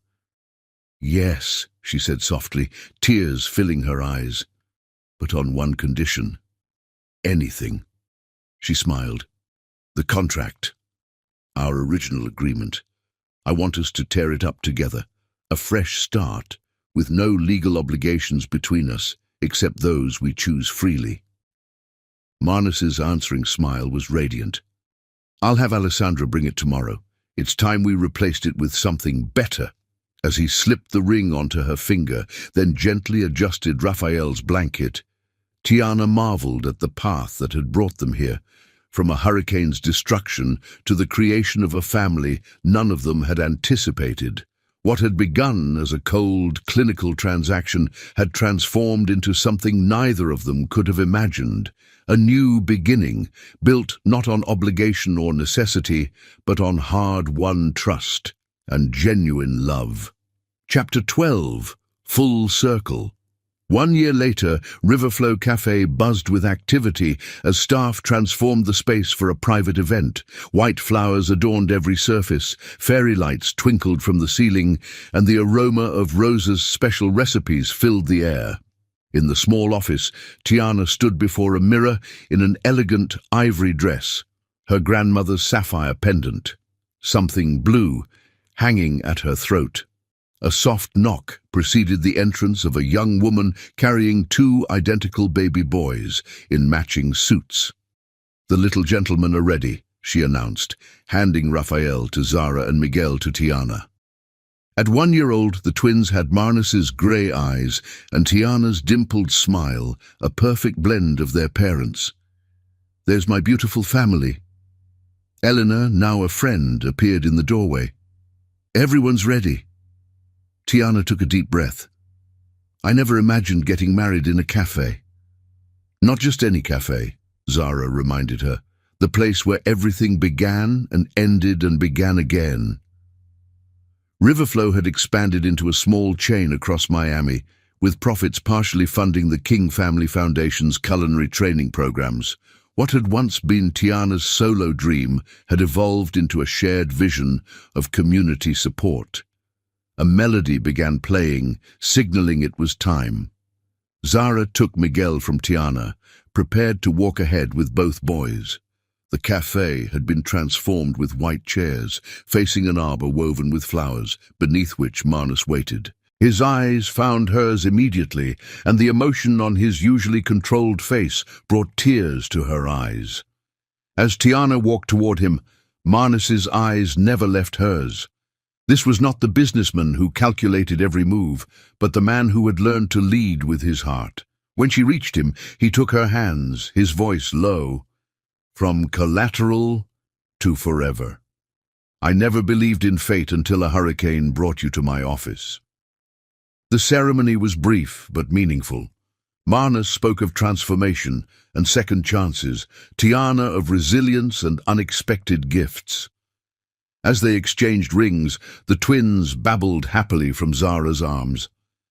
At the reception, as they swayed together for their first dance, Tiana rested her head against Marnus's chest. "Happy?" he asked softly. "Beyond what I thought possible," she admitted. "When I signed that contract, I thought I was trading away my future for financial security. I never imagined I was actually stepping into a better one." "The contract," Marnus mused. "I had it framed, you know." Tiana looked up in surprise. "You what?" "The torn pieces, in a shadow box. A reminder that sometimes our most carefully constructed plans lead to something far more valuable when they fall apart." Over his shoulder, she could see the twins being fussed over by Elena and Zara, their tiny hands reaching for the centerpiece flowers. "My father believed children should be seen, not heard, controlled rather than celebrated," Marnus said, watching them. "Our boys will grow up knowing they're loved for who they are, not what they achieve." Before they cut the cake, Marnus addressed their guests. "The King Family Foundation is establishing a disaster recovery fund specifically for small business owners affected by hurricanes and other natural disasters. Starting with a $10 million initial investment, the fund will provide interest-free loans and grants to help people rebuild without making the kind of desperate choices circumstance forced upon Tiana. Later, as the celebration wound down, Tiana stood with Marnus at the cafe's entrance, watching their twins sleeping peacefully in Zara's arms. "What now, Mrs. King?" Marnus asked, his arm warm around her waist. "Now we live," she said simply. "Not according to a contract or a business arrangement or even societal expectations, just authentically, day by day." Outside, Miami's lights glittered against the night sky. Tiana thought of the desperate young woman who had once stood in the ruins of her cafe, believing her dreams destroyed beyond repair. If she could have glimpsed this future, not just the restored business, but the family, the love, the purpose that had emerged from tragedy, would she have believed it possible? "Ready to go home?" Marnus asked softly. "Home," Not his penthouse or her apartment, but the house they had chosen together, with room for the twins to grow and space for whatever the future might bring. "Yes," Tiana said, turning to gather their sons. "Let's go home." As they left the cafe that had witnessed both their lowest moments and highest triumphs, Tiana felt a sense of completion. The hurricane that had destroyed her first dream had ultimately led her to a greater one, not just rebuilding a cafe, but building a life rich with purpose, partnership, and love.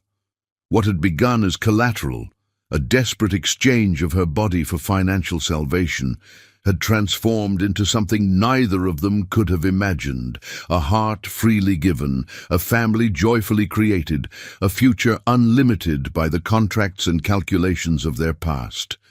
Full circle indeed, but also, beautifully, a new beginning.